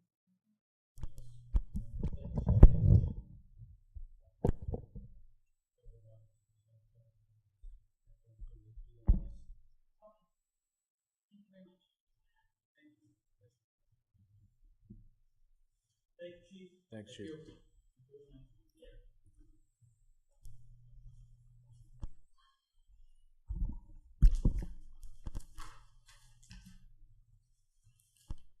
Request for a street opening permit. Oh. I move to approve the amendments to these. Joe. When you look at the, last part of the ongoing. I move to approve Chief Reed's recommendation for the police department rules and regulations. Second. All in favor? Aye.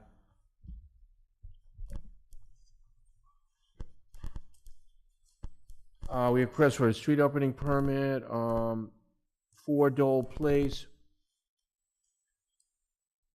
Mr. Chairman, I move to approve the street opening permit.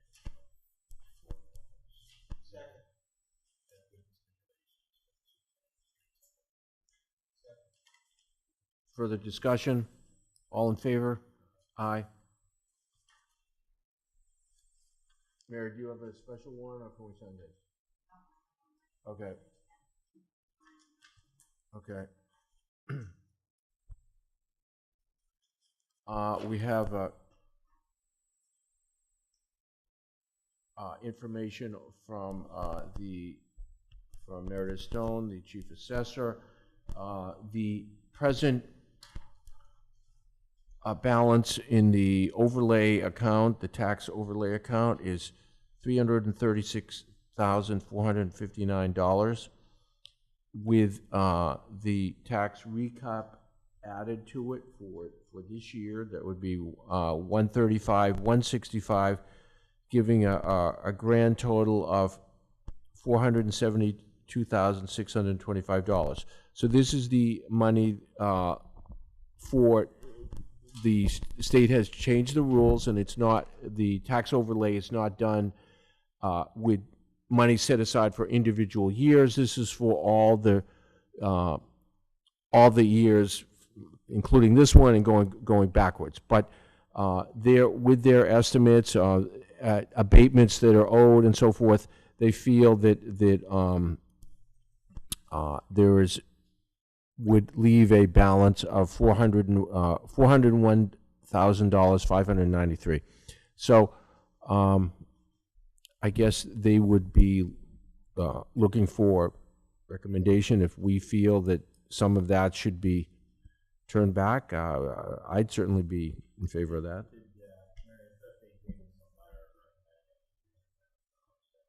That was what they said, yes. Right. But it wasn't part of this letter, unfortunately, no.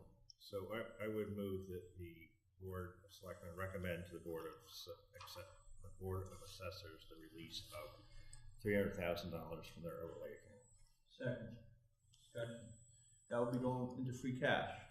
If they release, it would be going into the June 30th amount that would be certified. So then it'll be going into next year's free cash, yes. Yeah. Recertified in October, yes. That's true. Glenn did. Further discussion? Aye.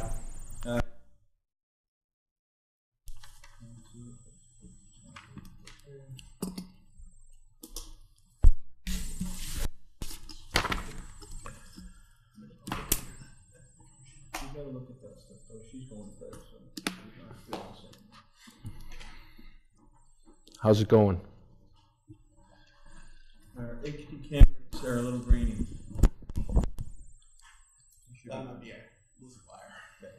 They should be crystal clear. They look crystal clear downstairs. Yeah. So I think it might be loose wire in the Comcast box. That's Comcast. Sure. I'll give them a call.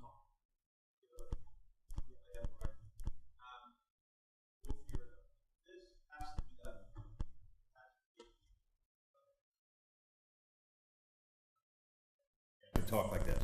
Yeah. Yeah. He meant that it has to be. When we're over here,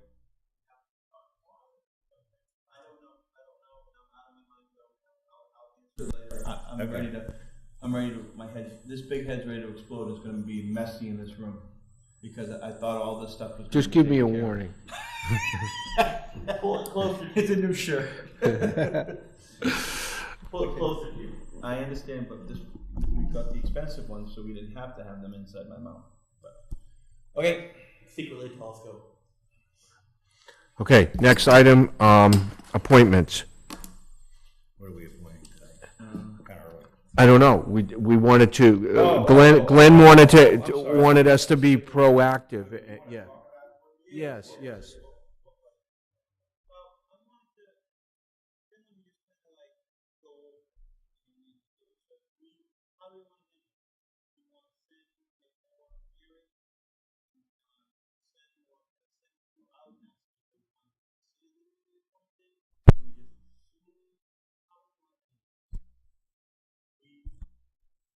One thing.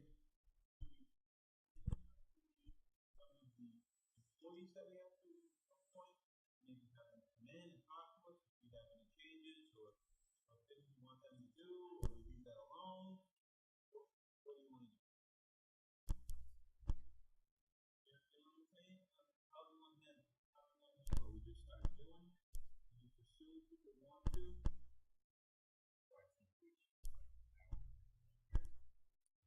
Out if people want to be reappointed, as opposed to just arbitrarily reappointing them. Isn't that what we've done in the past?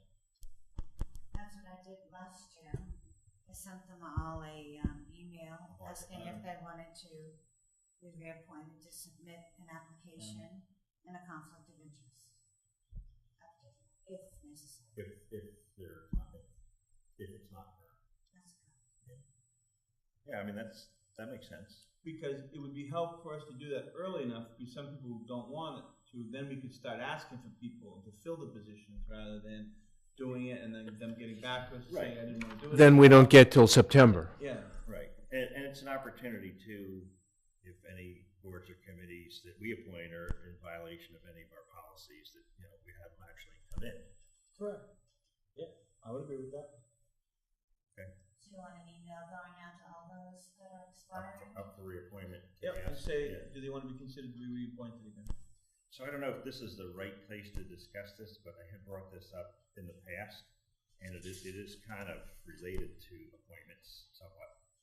That I guess this is really for a future agenda, but I think we should have a policy that each board and committee annually elect a chairperson, and that should be done annually at their first meeting after July 1st, because when we make new appointments, appointments are through June 30th, so it should be after July 1st, and the chairperson should communicate that vote to Mary so that A, we know it's done, and B, we know who the chairperson is. So it doesn't have to be a new person, but it just needs to be voted on again. Yes, it's not like the finance, I'm just saying because he was here, the finance committee has a perpetual chairperson. Now, that's okay, but it has to be voted. Like you mentioned, I have never been on a committee that didn't do that. So I'm just curious. Yeah. So have I. Not recently, but I have. Okay. It's just kind of implied. And It's just like nobody dares say anything? Nobody dares say anything because they don't want to rock the boat, or nobody dares to say anything because they don't want to do it. Yeah, there was a committee that was meeting, I'll just say within the last week, so it kind of doesn't say who they are. And they had on their agenda to appoint a vice chairperson and a secretary, not a chairperson. A, they were a little early, but B, they left out chairperson. So I think we should put that on a future agenda because we want to vote a policy, so it's not really appropriate to do tonight. Right. Yeah, I agree. See, I didn't know it was a problem, but Well, I wouldn't say it's a problem, but I think we should all just be in the same chairman the existing chairman should make that like goal number one of the next year's meeting. They don't. Yeah. Okay. And again, it goes back to what I've said before. We're getting a lot of new people. Well, that's true too. On these committees, and they don't know sometimes. You served with a bunch of people that mentored and stuff over the years. The finance committee, we reorganized and did this and did that. But that if people are getting on these committees, we're just not sure. Okay. They think, oh, that person's been there for 15 years. I'm not touching it. Yeah. Okay. So Mary, that's really a It's a future agenda. good point. Selectmen policy for board and committee annual election of chairperson. So I would ask, but hold on, I would ask that Mr. Anderson write that up. I already did. And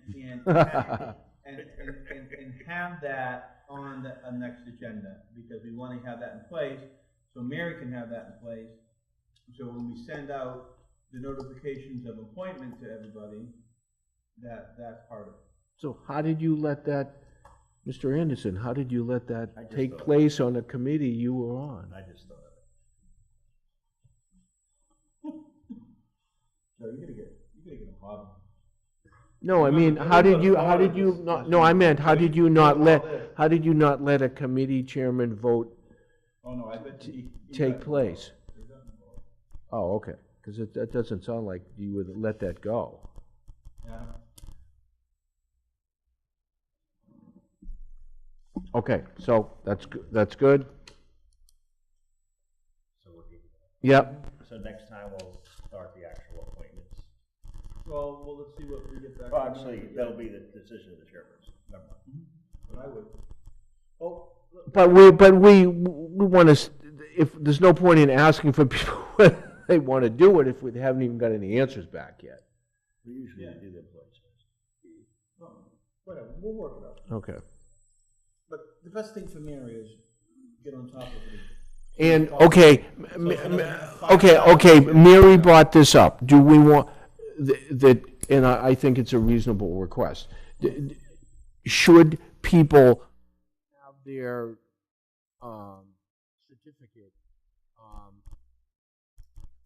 updated before they can be updated?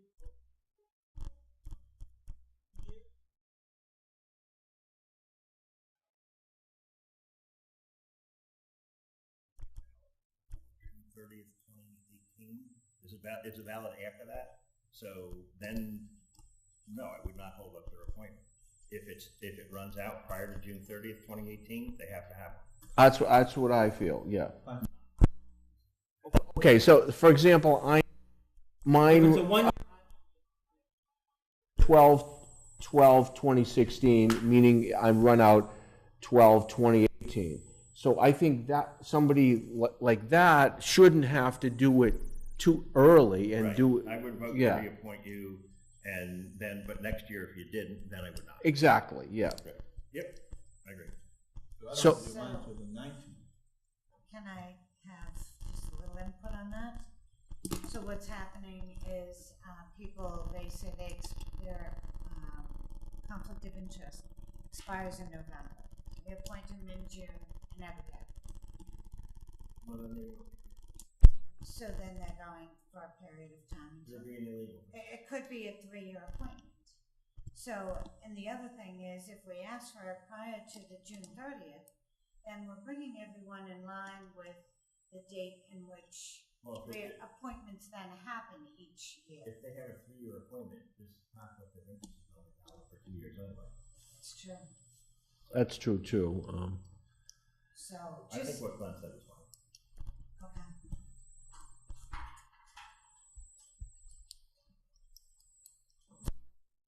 What do you think?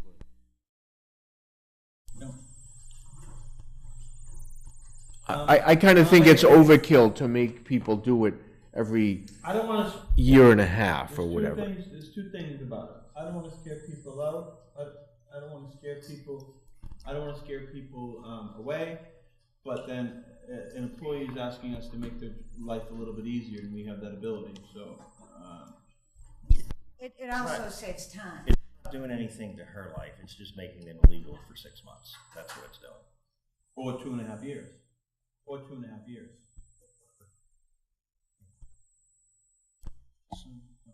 I don't. I mean, I care. But, okay. Well, let's take that under advisement. Okay. Next. Okay. Suggestions for the new town manager's plan of action. Is this yours, Joe? Who else? Yes, it's fine. So I just put this together as a draft to talk about and talk through. The idea here is that things need to be done before a new employee starts. What are some, like, out of the gate, in industry or out in the commercial world, when a executive level person starts, they usually have what they call a 90-day plan. It's many companies have that, and it's very specific. And then they have a longer, more generally written priorities. So the 90-day plan usually is, initially it's kind of getting to work with people and understand what their responsibilities are, and then beginning to dig in, so give them specific appointments. Just as an example, this isn't mine. This is a member of the community gave me this. This is a 90-day kind of shell manual that is from actually a personnel person. that their corporation uses. So I kind of boiled this down to more of a one-page municipal type thing. So my suggestion would be to kind of discuss this, and when Angus comes in on the 9th, I'm sure he'll have a list too, knowing him, and we should kind of discuss both of them and kind of meld together what his responsibility should be.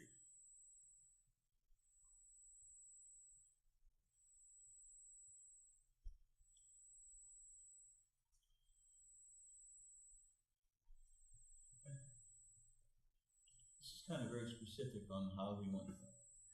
I mean, it's a little over-specific from my, Usually that's how it's done. Well, but I'm just saying what I know. I actually don't mind anything here. Yeah. But we hired a manager, and I think a qualified one. That actually I would like maybe he works out what, you know what I mean. I understand what our, well, you know what I mean. Like actually, you're very specific about meetings and who and what and from the interviews. That's what he said. Like the first couple things on there, those are from him. Yeah, but like. I mean, but determining that one meeting is 30 minutes and another is 60, we're really micromanaging here. Individual discussion with Board of Selectmen members, rotate. Those are just examples. Those are things that we said. We said that. Oh, really? Yeah. I don't want him meeting with any of us individually. Oh, you said that in the past. That's where I got it from. I don't want him meeting with any of us individually. I mean, I guess we're all gonna talk to him. But I have down there that I want. So this is meant as a starting piece to have a discussion. So, you know, the 30 minutes and 60 minutes, that's just kind of an example of, it's not meant to be like a 3-hour meeting. That doesn't have to be there. But I did get like those first 3 things he directly said those. And he talked about having staff meetings. He was less specific about that. Okay, can we do this? What about, you're probably watching this. If I was going to be the town manager and he's going to realize that, it's cutting in. I'm sure it is. Which is good. So why don't we ask him? Can we make a vote that one of us, so Mary sends him, or one of us sends him an email and ask him what he'd like to do, maybe in the. Well, that was kind of the idea of the 9th meeting, but so that. No, but I would like to something ahead of time, so then we can discuss it with him at the 9th meeting. If he gives it to me that Wednesday or that Tuesday, just so us walking into the meeting rather than seeing it cold. If he doesn't have it by that Tuesday and the meeting's on Saturday, then he's never going to have it. That's fine. Because then we have both things and we can kind of compare. And because I have I didn't write it up. I wrote it up, but I have a list of things also. Right. So, you have any off the top of your head, or? Well, yeah.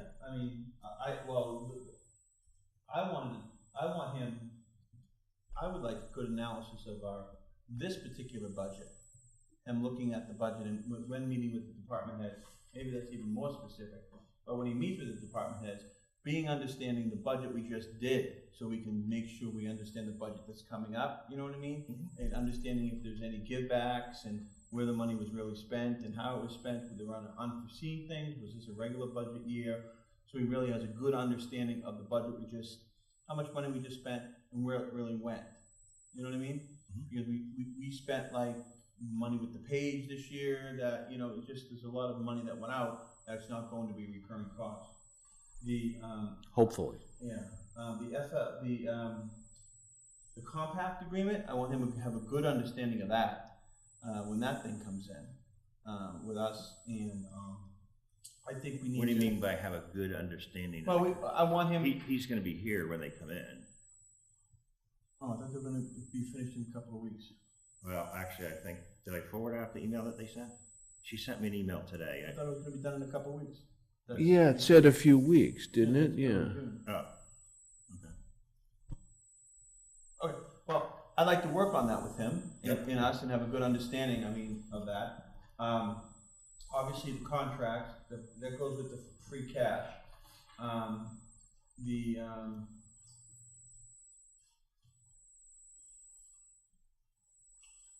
lost my train of thought.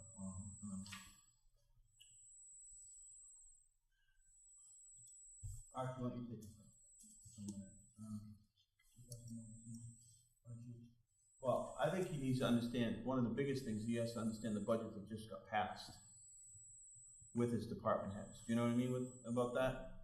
Well, that's kind of the idea. Yes, exactly. That's kind of the idea. If he sits down with the department heads like one at a time, and that's one of the things he would presumably be talking about. I think we need to talk to him about the relationship between the Board of Selectmen and him. I think that's an important dynamic. We've said that. Yeah.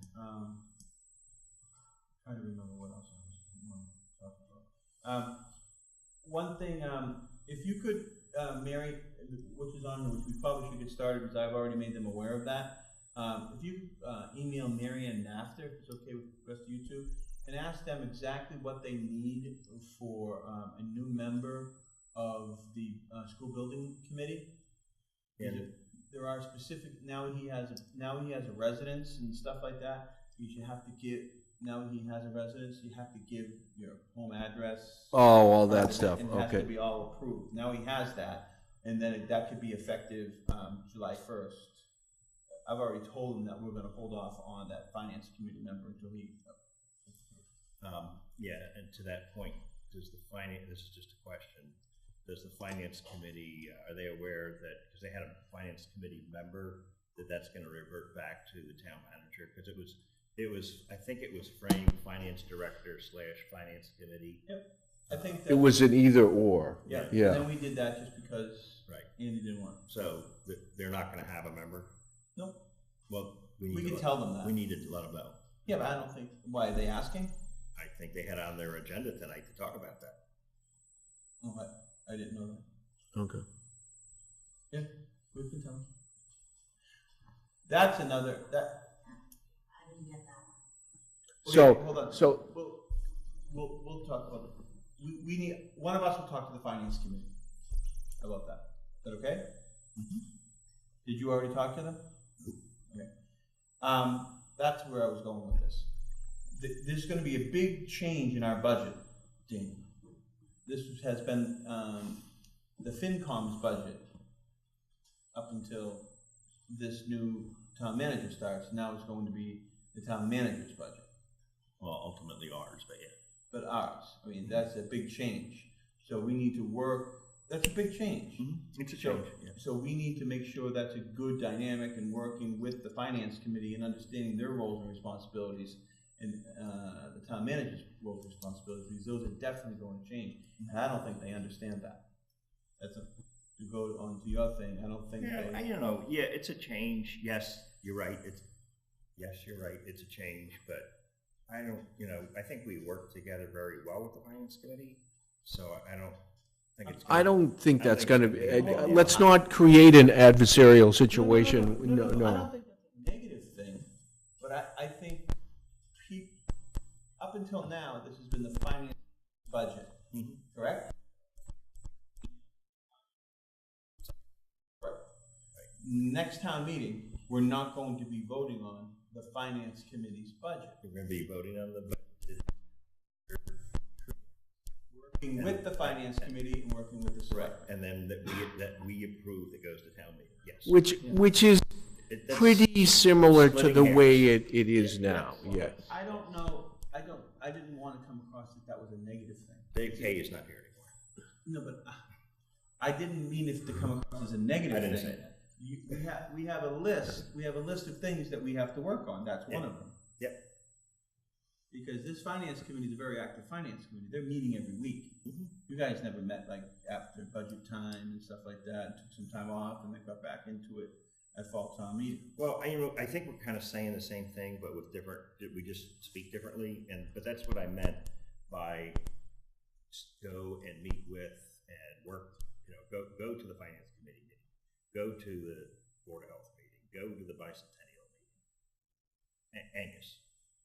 Yeah, but going to the meeting is one thing, and understanding what's going on, but understanding everybody's roles and responsibility is something quite different. Okay, I guess my presumption is if he goes, he's gonna engage with them and understand that. Okay, we're saying the same thing.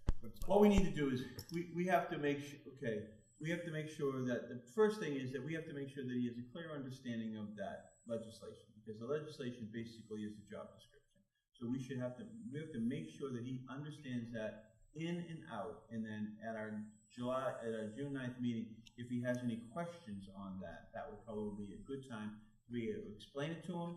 And if he has any questions or concerns, or how things are gonna be run, that's the time to do it, and then I would actually like for him to have basically the same thing that we're gonna be setting up, is a pre-meeting thing, a 30-day, 90-day, 6-month type of thing, so we understand where he's at, and then we can reconcile what we want and reconcile what he wants, and then That's what I said, yes. But I'd like to have his thing before the 9th meeting. I think I agree. I agree. But I think it's very important that he understand his job description before he walks into that June 9th meeting, so he has any questions, so we can dissect it, understand it, and so he's off to the races on July 1st. I think that's crucial. Because people are going to be coming to him and say, what is my role now? Or what do you want me to do? And stuff like that. And I want him to have answers, not go, let me get back to you. Right? Yeah, good idea. That's a good point, Glenn. Is Joe gonna take the lead on that? Do we want Joe to take the lead on that, Archie? Just have an email, he's gonna do it anyway. Okay. I don't care, I don't have to. Just do it, why don't you do it and CC us? It's fine. And then, when he gets a response, so just say that we had a good conversation, that we're gonna be setting out a plan, and we'd like to see what your plan is, so that we can reconcile our plans on June 9th. And please, please, please, read the legislation, because that's basically the job description, and that's how you're gonna be running the town. And so if you have any questions about the roles and responsibilities, we'd like to hear them on June 9th. That's good, that's good. That's fine. So we should kind of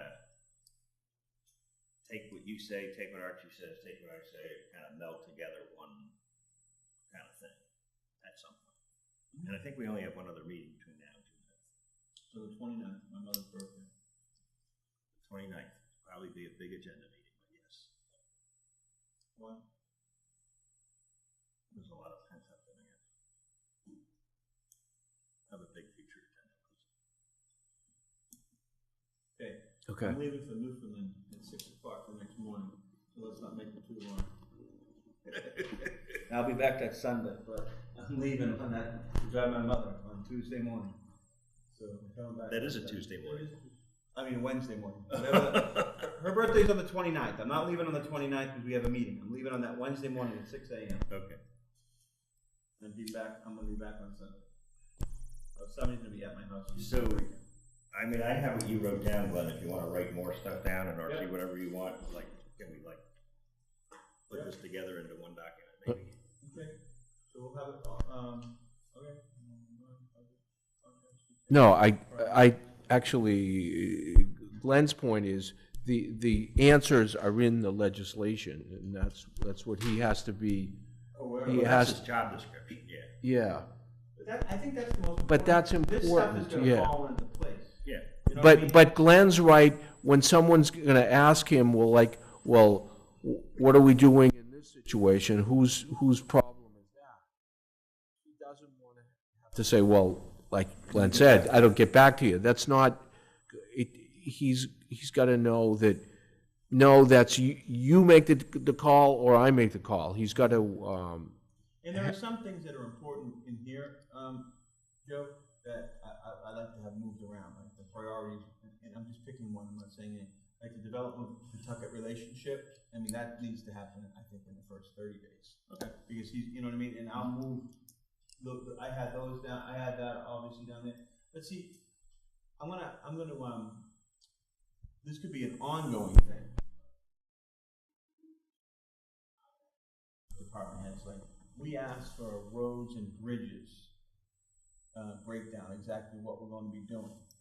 You know what I mean? So I've broken some other stuff down that's really specific, but I want to kind of mention those things to him. Hey, this is what we're looking for out of each department. I want a total analysis of every single department in the first probably 6 months to a year. Under the 6-month priority, I have understand and formalize operations and maintenance plans. Same thing. Yeah. We're saying the same. Yeah, we are. I mean, but again, I think this is the easy part. Him understanding his roles and responsibilities is the most important part. And the interaction of us with him and the direction of town, I think is very important. Yep. How we're going to act, it's going to be very hard for us. How we're going to act with him and the day-to-day goings on with the town. And I just hope that it's not going to be a Bill Parcells type of situation, that people go up the back stairs and talk to the owners, and then it messes up the whole thing. I want this to succeed so much. Yeah, there should be a clear lines. There has to be a clear delineation of, hey, listen, somebody comes to us and complains, and you just have to say, go talk to Angus. You got to talk to Angus, but we have to have. I think we're pretty clear on that. The three of us are. Yep, but now, I want to talk to him about something like this in his roles and responsibilities. Do we have you mentioned weekly meetings. I would actually like something. Whatever. Every other week, whatever. Whatever it is. But yeah, exactly. I would like that because I want to talk about, hey, what's going on with the town? Is there something that we want to, hey, we're here for this? Okay, just to put a wet blanket on that, that would be, that would be. You said we can't meet individually. You don't think that's a good idea, but then it's an open meeting. I understand. Every meeting starts with, every other week starts with 15 minutes of town manager. It could be 1 minute or it could be 15 minutes of giving us a breakdown of not the town manager. Oh yeah, that absolutely should be part of it. Okay. I thought you meant like a dedicated.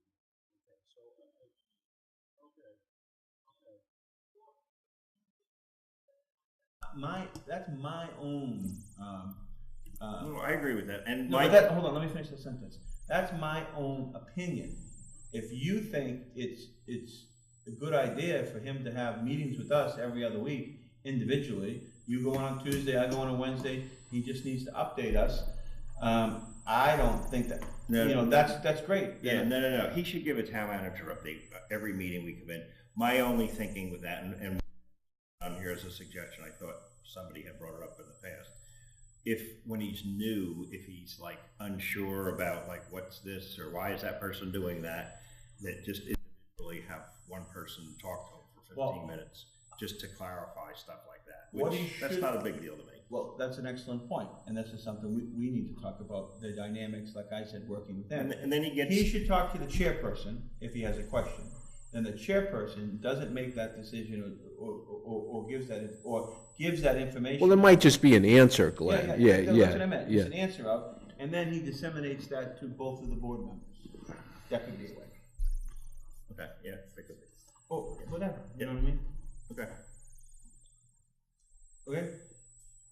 So probably should talk about this next time. It's going to be it has to be on the agenda next time, and hopefully he would give. It would be nice if he could get back to us. You tell him that we have a meeting on the 29th, but we don't have to have to discuss on the 29th. But it would be cool. But we probably wouldn't want to discuss it. I wouldn't want to discuss his things without him here. I would actually just say he doesn't need us. All right. We don't need his back by the 29th, but you're going to email him and ask him for all this stuff. Then you're going to CC us. We just he needs to have it to us before June. And just ask him to email it to us, because you're going to CC us and have it to us, before the Wednesday before. At the latest. Yep. Agreed. And he can add or subtract things too on that meeting, but just a basic outline. Yep. All right. Okay. Okay. So we'll continue this next time. Mm-hmm. You want me to add what you already said? I can add that in if you want. Sure. I know. Yeah. You stuff too? I know you like stuff added. I like to write it down and talk about it, but, okay, obviously analyze the budget. You can talk about it any way you want. I'd actually like to.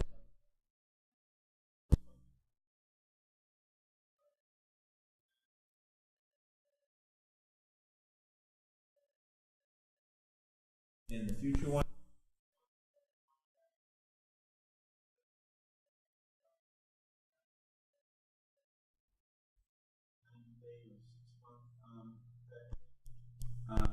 All the departments, and then some of that is what we already talked about, roles and responsibilities of each department. You had brought up already about the roles and responsibilities and the efficiencies of all the different departments and board, all that kind of stuff. That was up there. I think it's an important thing, and I want it to be a positive thing, not a negative thing, that now it's not going to be the FinCom's budget, but his budget. We want to work with the FinCom with that. I didn't mean that to seem like a negative thing. It's a change, you know what I mean? So I think it's important because we're going to start working on it as soon as possible. Yeah. Okay. Did you start too? I had more, rather than like. Those are more like follow-up things. Yeah, I just wanted to make him aware of what are the things that the town is dealing with, and that not necessarily deal with them 2 weeks or 2 months or 2 years from now, but I wanted to make him know these are the issues in the town. Yeah, so that's what I made a list of. Okay, which is important. It's like when the new president, they have that meeting at the White House and goes over all the things that what's coming up. I think it's important. Yeah, man. Yeah, I think it was North Korea. Okay. Next.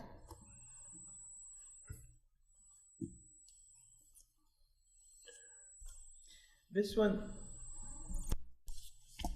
I think. Go ahead. What are we on now? Okay. The Selectmen's outstanding objection goes for 2019. So what kind of, basically, I wanted to think. This is what you were just talking about. Yeah, exactly. Things that we could get done. Before he shows up? Before, yeah. Well, we also have our goals that we wrote, our formal goals. I didn't look at it, but what's on that list too? Anything in particular? I didn't know what that agenda item was, so I Okay. didn't really read this. There was more, I think, to try to get stuff off the plate so he's not dealing with. I think we've done our priorities. We've done all of that, or tried to do it. Mm-hmm. I mean, we just recently we've done the really getting the social, media policy, those kind of things, getting that done. We wanted to get that. I have to admit that it's between Joe and Mary. I think it's Mary or whatever, but it's a huge. I'm not sure how much you're on social media. There's been a big increase in you so that we have definite better. I don't know better because I'm not going to say before was bad, but just I see it enhanced, I guess, social media Presence. Presence out there, and thank you. People, it's been noticed from people. People make comments, It's baby steps, and people notice it, so it's nice. So to just on that note, and you brought it up earlier, Joe. Should one of the things that Angus does is like when we went to that Mass Municipal meeting and they talked about social media policy, should one of his things is spend the first 10 minutes or the last 10 minutes, whatever it is of the day, going over things that have been put out in the name of the town. Should he be the final say on stuff? I think that's something we should talk about. Yeah. That's a June 9th, and maybe not even June 9th, that could be a, right. August 15th or September. I mean, he's probably going to have an opinion about that. Well, Yeah, what we can yeah. say to, Yeah. what we can say to him is say, this is what we want. You're managing the town. You need to give us a plan on how to execute it. Right. Or make it better. Yeah, make it better, and this is how we want to do it. We don't have the personnel. We are a part-time crew. But where's it? Out near Worcester, right? Auburn, yeah. There's no way we're going to get to that town manager does. That she's always at every. I don't know. She's got a great going on, but she's at every MMA thing, giving a speech. I don't know how many times she actually has an assistant town manager that actually does that. Oh, okay. That's like unbelievable. Okay. It seemed pretty time consuming. Oh, yes. You know. Okay. It is what it is. And some days it's more, and some days it's none. What else? Okay. Payroll and invoice. Okay, I have some questions. You do? What are they? First of all, we have a law that we're not. If somebody works hours, we have to pay them. Yeah. Obviously, right? Because we always go through this, and there's no signatures, there's no this, and there's no that. Or you say we can't hold their check because by some law we have to pay them. But if part of their job is to make sure that signatures and so forth and so on are done, why can't we hold a check until those signatures are done? Because the wage law says they don't want people to do that. And but we're responsible. I understand, but I mean, the thing is that. But how do the we law know? is made. Okay, but hold on. Okay, this is the question. I'm sorry.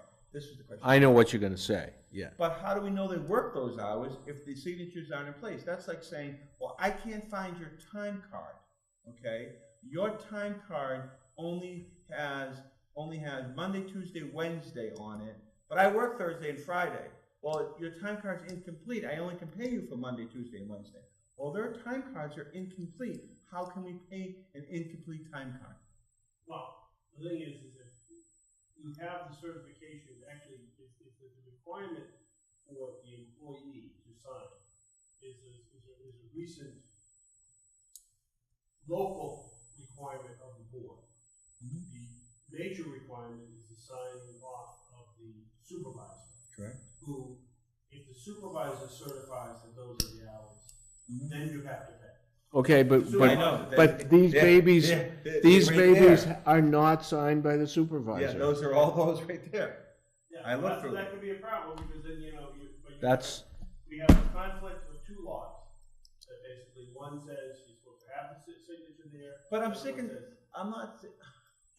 and tired of looking through those and there's no signatures. And then we're held accountable at the end of the day because we're the bad guy because what are you holding it up for? for? But we're supposed to make sure, because I've been in situations like this before and had to pay out monies that I didn't know I was paying out because there were signatures there. Now I don't want to pay out monies for the town if there's not signatures there, so it's incomplete. So do you understand I try to reframe it the other way because I still.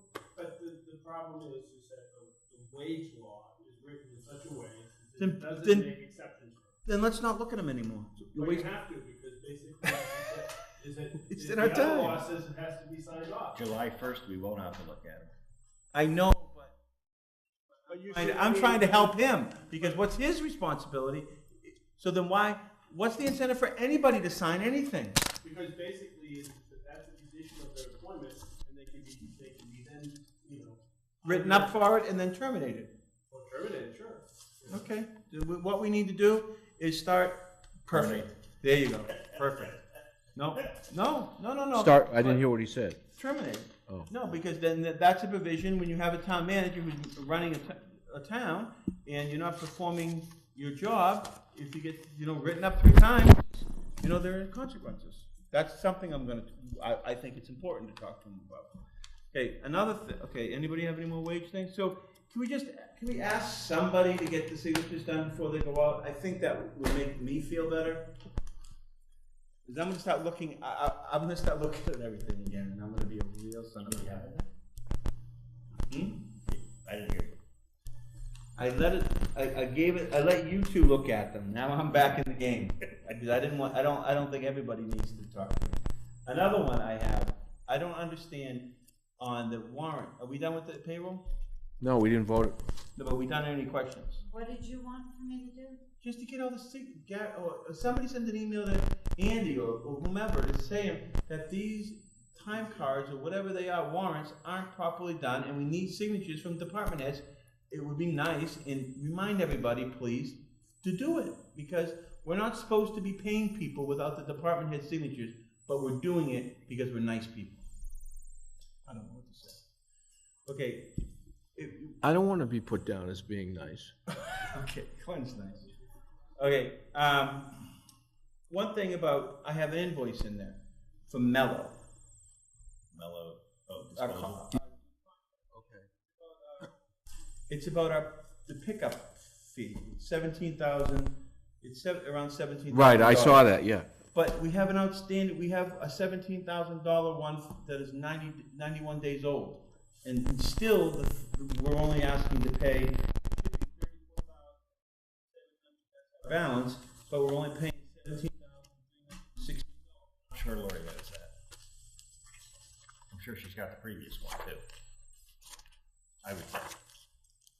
But they're asking to pay the amount on the invoice, and we're only paying $17,000. There has to be probably some type of. Oh, Glenn's right. There's a one that's 90. And we're only paying, but maybe no. The statement is probably not caught up. That's all. Yeah, doesn't catch up. Yeah. That's my guess. Because they're not gonna like. Oh yeah, 17,000. You can let that ride. I have another question. Jackson Lumber. There are a bunch of different Jackson Lumbers on there. A bunch of different, just say, warrants. Right. Right. Are we cutting a check for $3.12 and then cutting a check for $14 and stuff? It would be my understanding that we might want to do our accounting better and having all Jackson Lumber on one of those, and then giving them one check for $300 and something. What do you think I've been trying to do about the National Grid and phone bills for like 5 years? Okay. I'll stop looking at them then. Because it's gonna Like drive everybody insane. There's like 17 Verizon bills and stuff. There always is. Yeah, but Verizon might be a little bit different, but the Jackson Lumber, it's one company. It's one store. Hopefully we're not going to Woburn or wherever else they have it. I think we're going over to Amesbury or Merrimack, wherever it is. Okay. Hey, Joe, you don't seem too interested. No, I You want me to stop looking at them? No, I think you bring up valid points. I'm very interested. Okay. Okay, I These are had. things we can bring up. Yeah, okay, I had one specific comment. It always seems to be the cultural council that, where there's somebody that's just somebody. It's just a check made out to somebody. Doesn't say what they did, when it was. It You know just. anything about this, Jen? I mean, you apply for stuff at the council. Yeah. No. It just says Can I look at it? Anthony, AKA Tony Toledo, and that's. Okay, but where was he, and who knows? It just doesn't say. What kind of performer? I would think complete information. That's what you're saying. Does a lot of stuff with that storyteller. AKA storyteller Tony Toledo. But it might have been in Plymouth. I don't know. You got $500. Yeah, it must have been a good story. Okay. Okay. I move to approve the payroll warrant. Second. All in favor? Aye. Same. I move to approve the Second. All in favor? Aye. Aye. Dude, this is another thing I wanted to talk about with time management, with this. Can we talk about it? pay people more electronically? Can we, you know what I mean, like We don't pay people electronically? like the bills, are we cutting checks, are we? Oh, you're talking about payroll or No, vendors? vendors. I'm sure it's all checks. Yeah, I think that's one of the, I had down too on the other piece of paper with the town manager, and yeah, the payroll is direct deposit, I understand that. But vendors, I'm talking about vendors, I'm not talking about payroll. That's one, I mean, at home, how many checks are you sending out now? What's a check? Exactly.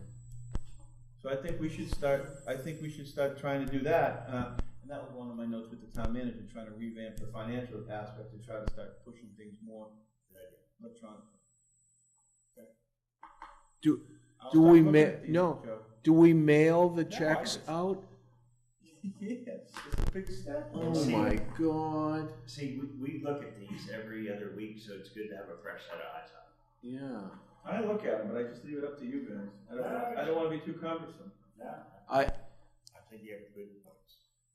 So that was something I wanted to talk about, a whole financial aspect of electronic payment, about we've been doing it this way forever. I'm not saying this way could be the best way in the world, but you know what I mean? Do we know enough about, municipal accounting to know that is a line item on the statement equivalent to a canceled check? I don't, in terms of, I don't know. We don't know. He might. And if he doesn't, get the answers to us. It might not be as, Easy, yeah. Okay, thank you.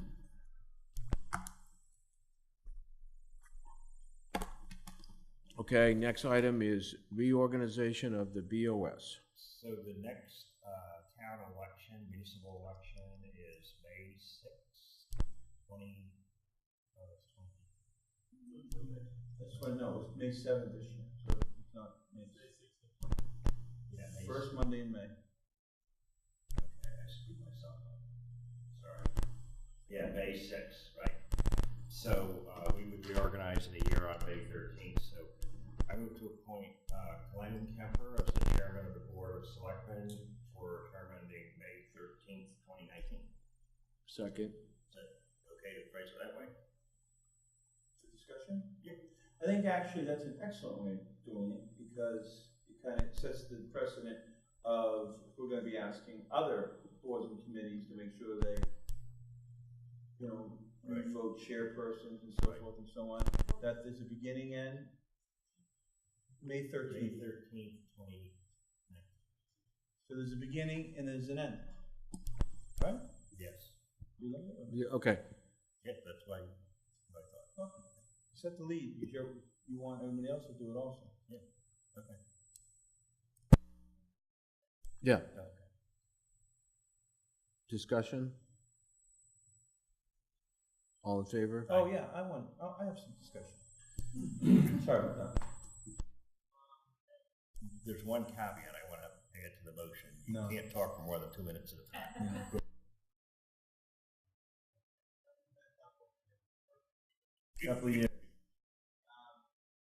Okay, first of all, thank you.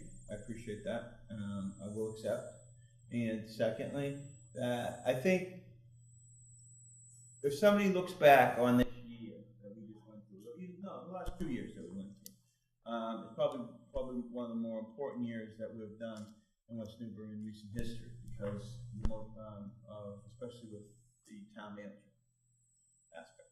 And I wanted to thank Archie for being the chairperson, bringing us through that. I think it was a very smooth. It started with Joe being the chairperson before that, and it was smooth then, and Archie brought this, and I thank you for that. It's been an excellent year. We've made some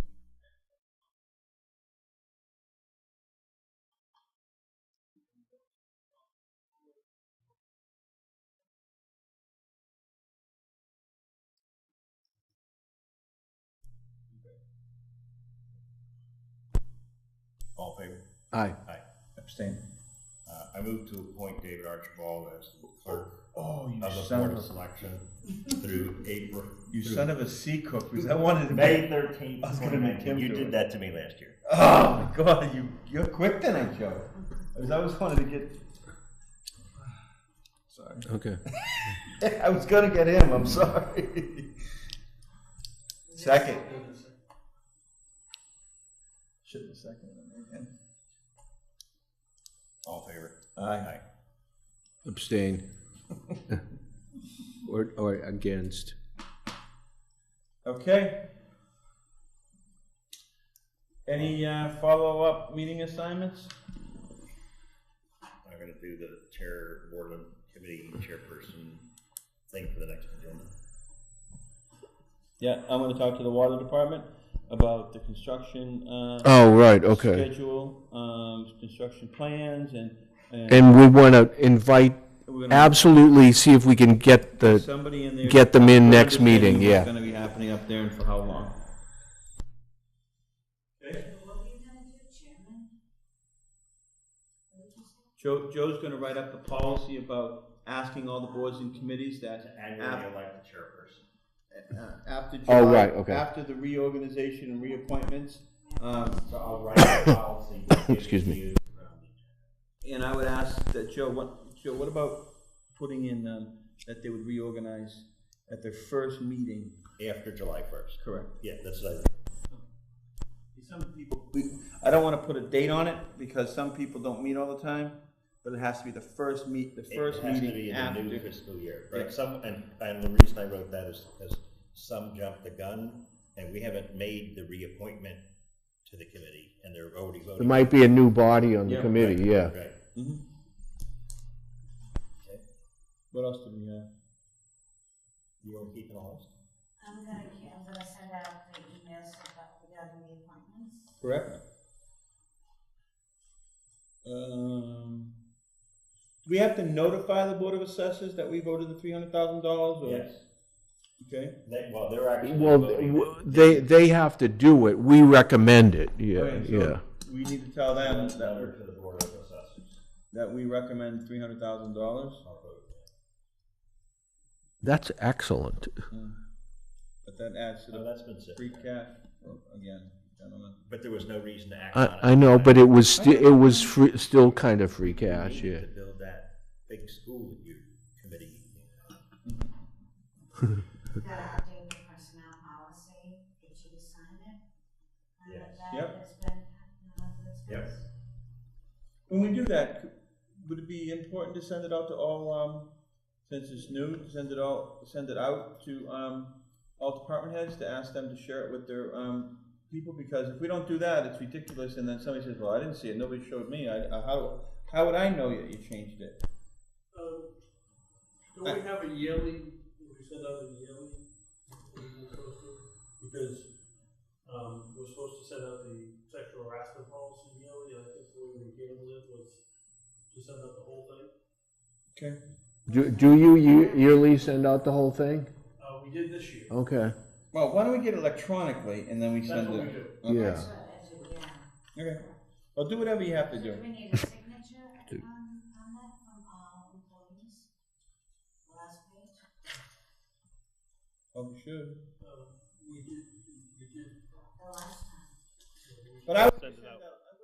The whole thing, I would just send out the addendum, you know, all the additions. That's all. Don't send We it. already did send out to everything. That's right. It is what it is, just, Make it happen. and the other thing following up is, the things that we want to do on our next, about the goal. Yeah, we didn't do next agenda. I got lots of stuff for that, too. Yeah. Oh. Okay, is that it? Yeah. Next agenda. Okay. Talk slow for, Mary, please. Joe? Okay, well, I can answer this paper. But we have, just as a reminder, with Tony Rosella, the auditor, coming in, number one. Number two. Hold on 1 second, please. You're the one who had conversations with him. Does he have a specific time that he wants to come in? Does he want to be first on the agenda? I didn't talk to him. You mentioned something about him being in the building. But he must be Okay, leaving though, right? he's gonna be in the building and talk with, Lori, Sue, Andy. I don't know when that is, that's up to them to do that. But that's 4:30 anyway, so he's not gonna hang around. Yeah, so what time he's here that's between their schedule. No, it's between the chairman of the Board of Selectmen schedule. Whoever wants to do it, I'm not doing it. 7 o'clock. How long is he, and could you ask him how long he's been in need? What? I would say 7 o'clock because it's fresh, you know what I mean? No? Yeah. Yep. And we're not, like, whatever, how long this list is, I don't know what. So, okay, so the next thing is, and this kind of came out of the conversation I had with him a couple of weeks ago. We talked about this in December. We talked about it before, reconciling cash and receivables. He keeps bringing that up. We put it in our budget message, I think. So I just would like to take the same verbiage we put in the budget message and actually make a policy out of it. So it has to be followed. It was just kind of a suggestion as opposed to a mandate. And I'd like to make it a policy of the selectmen. Okay. Joe, is there any special ways, and honestly I'm ignorant on this subject, I understand the concept, but are there different ways to achieve this? I think, yes, I personally believe, yes, I want to do that, but do you think we should have concert with him and the new town manager on a way of doing it? At the end of the day, the new town manager is going to be responsible for it to be done. Do you know what I mean by that? Or is it just simple that this is how it is and that's how you got to do it? Well, I think it's up to us to say how it should be done, because the town manager is one of the people that will be doing it and signing off on it, so I would talk to Tony about that versus, no offense to Angus, but I would talk to Tony. No, there's no offense. I think that's good. So why don't we after the how about if I do a draft and when he comes in, we can talk to him about it. That could be part of our discussion with him. Well, that's what I was going to say. After he does his management letter and talks about the audit, we can ask. Well, just so you know, I had talked to Lori and Sue maybe a month or two ago, and they had put their heads together, and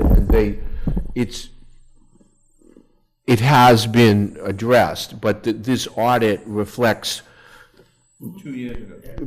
Now we're really talking, we're almost through this year. This is talking about 2016, so. Yes, now, but I've also, and I'm not talking about any people, just in the past, I've heard that before from other people, so. Right. Let's talk about. That's one of the reasons why he's coming in on the 29th. I agree. So let's talk about Tony, the conversations that he had with our team, and then what his recommendations are, and then we'll set a policy around his recommendations. Sure. And I'll do a draft, Right. so we have some, I'll do a draft so we have something to talk about, as opposed to air. Whatever. Okay.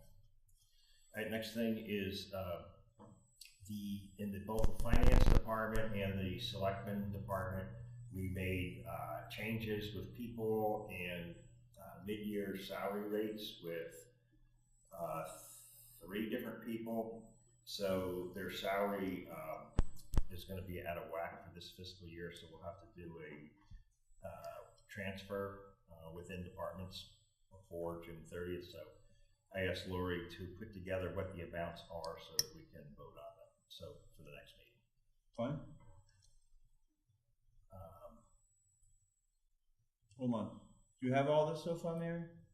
I'm going to hand take that on. But just write it to it, just so. Okay. So now this is a question for Mary. You talked about numerous times about the use of facility, special event policy, and the application form that you have time and time you have issues with applicants and that they need to be reworked so that it's kind of one document. So I don't want to put words in your mouth. So what are your issues? What are your concerns? Is it something we need to address? Yes, in fact, I've been working with Annie on it, and she's actually started preparing a draft, and it's an ongoing thing. I didn't know we were gonna jump right into it, but No, we don't have to do it next we time. can do that, because it really is something that, once it's done, it's gonna make our lives a little bit easier. So whenever you guys feel like you have it done, Okay? you're the one to bring it up to, if it's not done, before anger starts, because we're going to be changing the way we do agendas, if it's whatever, just bring it up to me, it was on the chairperson, and we can take care of it, whenever you're ready. Great. So, what did we say earlier about people we did that social media policy, what did you say about when people don't follow it, like committees? Well, Mike is the one who said. It's just like, what do we do if they don't abide by other?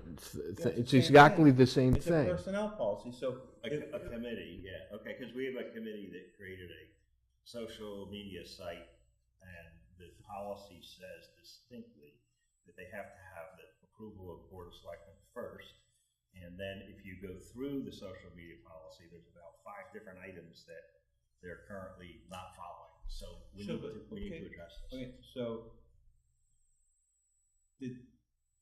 we just adopted the policy, so they had to have done this beforehand. Nope, because they had the policy, I know they had the policy because Mary put it in their mailbox, they took it out of their mailbox, and the social media site, they put up the Wednesday after the election, and I know they had the social media policy site, policy before that. So I know factually that they had the policy. But hold on, but didn't we just have? No. You adopted social media, how social media is to be conducted. And sent it out. Last month.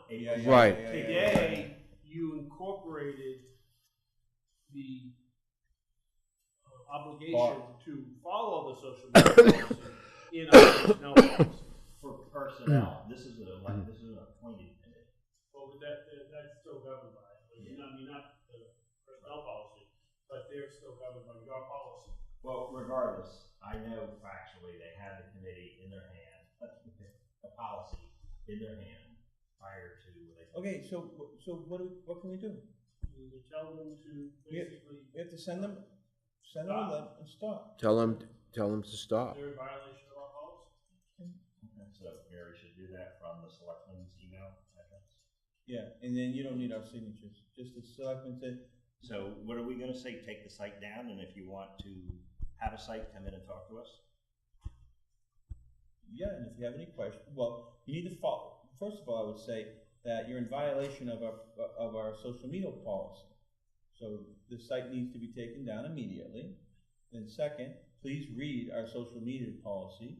And if you have any questions, if it's violating several, give me a for instance. Everything I have underlined is what they're not following.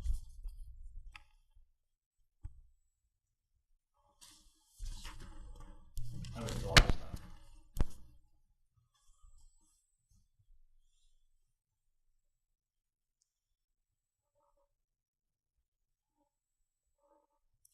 Oh, this is the policy, what they're not following. Yeah. But, oh, okay. But they're not, you don't have the, is that the site? Underneath it. Oh, can I see it?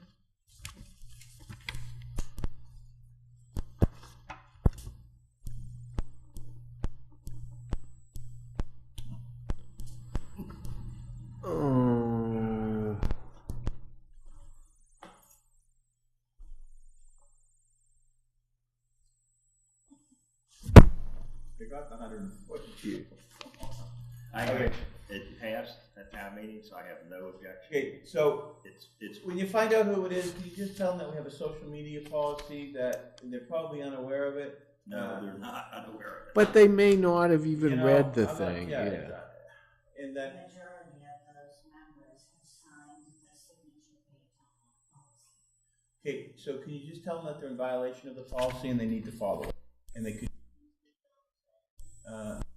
take down the site until it's done, or Okay, but let's be diplomatic about it. They're gonna blow up and it's not gonna be pretty. Yeah. Well, then they can come in and we can say, okay. I know, okay. I don't object to the site. I object to them just doing it when they knew full well that they had asked permission. You really think they knew? Oh, I know for a fact they knew. Okay, now you don't believe me. It's all the don't understand it and then go do it under good intentions. Maybe I'm just being naive. Do you know what I mean by that? Believe me, in this case, we know that's not the case. Okay. Well, then you need to tell them. You need to tell them to stop it because we can't let this go on because then somebody else is going to do it and they're going to. Well, that's exactly the point. But let's not use the hammer. Okay. Okay. So if you could tell them that we have a new policy. You might not be aware of it, but you have to follow it, okay? And if you'd like to do this, please come into the Board of Selectmen's meeting and we can just rectify the matter or something like that. Is that all right with you? Yeah, that's better. Rectify is better, yeah, instead of... Anything else? Yes. We need to approve the wage detail at our next meeting. So again, I asked Lori to prepare a draft of the FY19 wage detail for us to vote on. Well, let's do that in June. Well, usually we have, after this meeting, I think we have 3 more meetings before the year end. Mm-hmm. Our history is when we get this. Last year, we must have made 17 changes. I would suggest. I was doing it in August, yeah. So why don't we ask her for so the selectmen can review it. I already did. At our next meeting. You're right. But it should come from the board. Yeah. It's going to be on the. It should come from the board. It's going to be on the agenda. The selectmen need it. It comes from the board. It's going to be on the agenda for them to review it. Send it to Andy. And send it to Laura.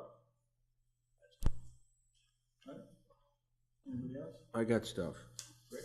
Okay. No, I meant on that one. So yeah, that's good. Yeah. What do we want to do with the petition from Bridge Street about this changing the speed limit? Well, okay. So what can we do? I guess that's the question. The questions come up in the past about changing speed limits, and I think Mr. Parent sent that out to the board, right? I gave you. You gave Mary a paper copy. Yeah. Okay. Okay, so what's the answer? It's complicated. It's not a vote by any stretch. No, you got to go get us. You got to go get it. First, you got to ask first thing is to sign off. You got to send a letter to the DOT. That's absolutely. Well, that's not true. And I'll give you the reason why. Go to Newburyport. They have a sign. Every single thing is 25 miles an hour except we're posted. The state legislation gave us the ability for local cities and towns, the authorities. In thickly settled areas. Bridge Street's not a thickly settled area? No. It isn't. Not according to their definition. Oh. You're right. Bridge Street isn't a thickly settled area? It's houses that are like on top of each other. No. I want to see that definition because I think it should, I don't know, but if I was a lawyer, I think that should pertain to each town individually. So what's thickly settled in West Newbury is different than what's thickly settled in Lawrence. Yes, I would say. But the problem is that they have the definition, and you only have the power to fulfill that definition. And maybe Maple Street. I mean, Bridge Street not. And the major reason is because you go halfway down Bridge Street, on the right hand side. One house. On the right hand side. With a farm. Oh. So the bottom line is it's complicated to change the speed limit. Okay, so what I would do is that I would send something back to people of Bridge Street and say that we are undergoing an evaluation of our speed limits in town, that the chief of police and the DPW has been working on this probably for the last 3 or 4 months, and we'll give this to them, and it'll be part of their proposal that they're going to bring forth to the Board of Selectmen. Okay. But you might want to add something that says it is a complex process. And but supposedly, you have to have a traffic study and so forth and so on, and that doesn't guarantee the speed's gonna go down. That's right. The speed could actually, they could recommend that the speed go up. That's correct.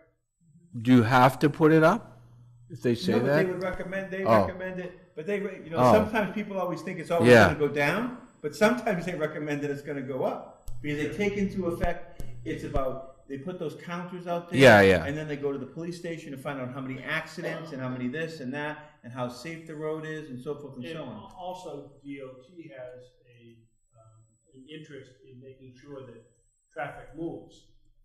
And so Yes. sometimes, they put that as one of their interests. So if you have something that is an artery that a lot of people are using, they want to maintain speeds for that will keep people flowing. So maybe a better thing to say is that you got it. We appreciate your sentiments, that it's a very long and complicated process.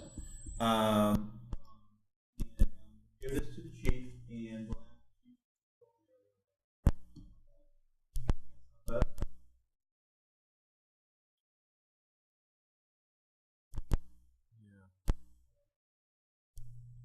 okay, why don't we put this on our next agenda, or just send it. Or call. Put something together and send it out to us. No, don't send it out to us. I never read it. I'm gonna send an email, you send thousands of them.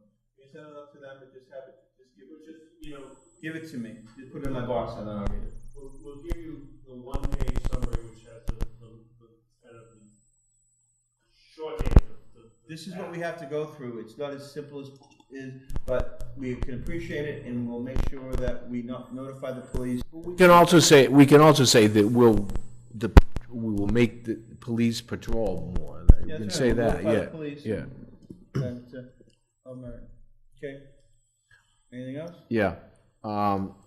Okay, we received a report about the paid school from the state, their recommendations. So how do we want to address that? You're talking about The Board of Health, The Board of Health air. I would ask that the Board of Health come into our next meeting, or a representative, to be able to talk to them about it, so we could understand it, and then us, the Board of Selectmen. a member of the Board of Health or Paul Savigny or both? Paul Savigny, or, I would ask Paul Savigny. Paul, yeah. And then after that, we'll get a better understanding of it, that we send, those recommendations to the superintendent and the, school committee. Whatever we come out of that meeting. And the DPW director, all of them. Yeah. All right. We don't have their quality issues? Not issues, no issues, just some recommendations that some recommendations that the state come in after it opened, that we asked them to come in, just to make some recommendations, just to make it a healthier place. Ongoing things, Just yeah. ongoing things, but there's we're not trying to correct any issues, it's just to make it even better. Next? What do we, it doesn't have to be the next meeting, but the housing report that we got the draft on from from the planning board? Yeah. Do you, Mike, what do we have to do with that? I would ask the Board of Selectmen, to read through it. If they have any questions of it, on it, ask Mike or ask the planning board, and then, do we have to adopt that? I believe you do, but Okay, I so- think that the first part is that you get the recommendation of the planning board, meaning ask the planning board for a recommendation. What action should we take with regard to this? So that's official, they say recommend. So, if we could ask, When I got it, Leah told me that, it's an item that needs to go on the Board of Selectmen agenda.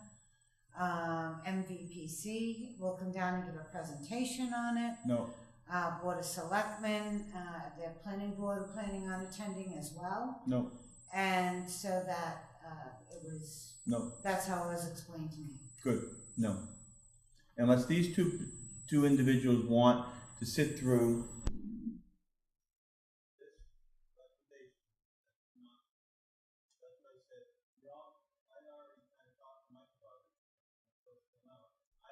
understanding of it, and I read through it.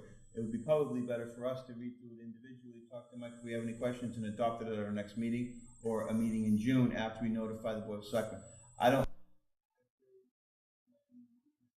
really want it to come in because we want to say great job for the process, or am I being streamlined? I don't know if it was part of the grant requirement that they come in and explain it to the towns. I believe that's how I was reading it.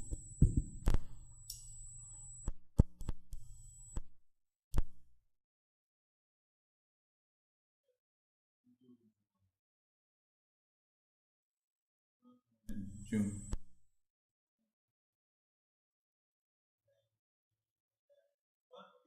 I can find out if they have to come in, if it's part of the grant requirement, or they just, you know, wanted to.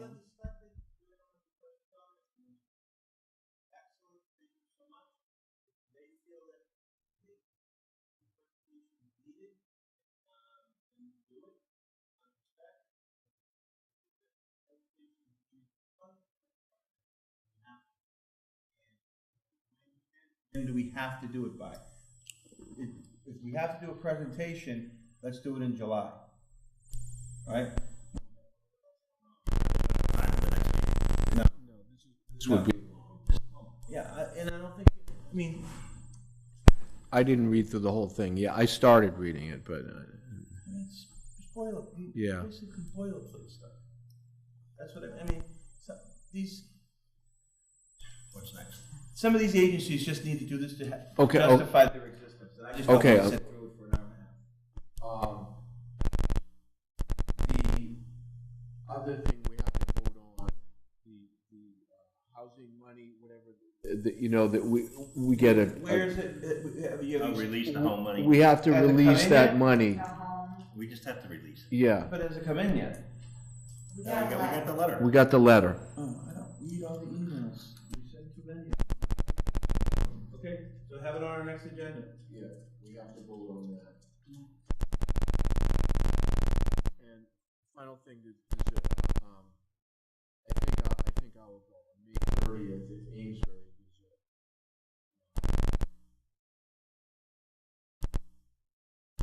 Presentation for local governments about recreational pot and.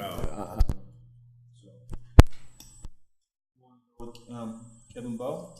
To have it or not have it is this thing. I don't, just what towns need to be aware of, basically. There's a farm for sale if any growers want it. I was, without being facetious, because it's kind of funny, but Newbury Court they have a section to sell it at, yeah. Yeah, but that actually might be interesting, Archie. If there's a question and answer period, could you ask about what towns with large swaths of land, what their, I don't think we're gonna have like a dispense, like a place to sell it, but like what do farming communities with? I think it's actually grown inside in buildings. It mostly now, at the moment. It is, and you have to have all the security and all that. There's one right over in Georgetown, right across from the thing. I know of it very well. Because the guys go to the same place I go to in Georgetown. Just one point. The legislation expressly excluded cultivation of marijuana as an agricultural use. So all the things that you talk about with, you know, protections for agricultural uses do not apply. Fine, which is good, because those are the type of things get forced down your throat, and you have the local, if it's over 5 acres, right. Those type of things, the local planning and all the local zoning doesn't apply to that, so that's good. But are they allowed to have it in an open space?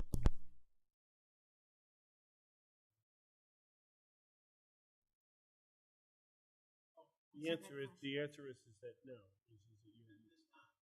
Well, there are security concerns that must be met. And the only way that is practical is to have it in the building. Wire on top. Guard dogs. Armed guards, yeah. You probably could. Little tunnel. Just ask the question. What, do you have anything for future agenda? Okay. No? Yeah, I have like 4 or 5 things that I want on the next one. No, I'm kidding. That's it? That's it. I move to adjourn. Second. All in favor? Aye. All right.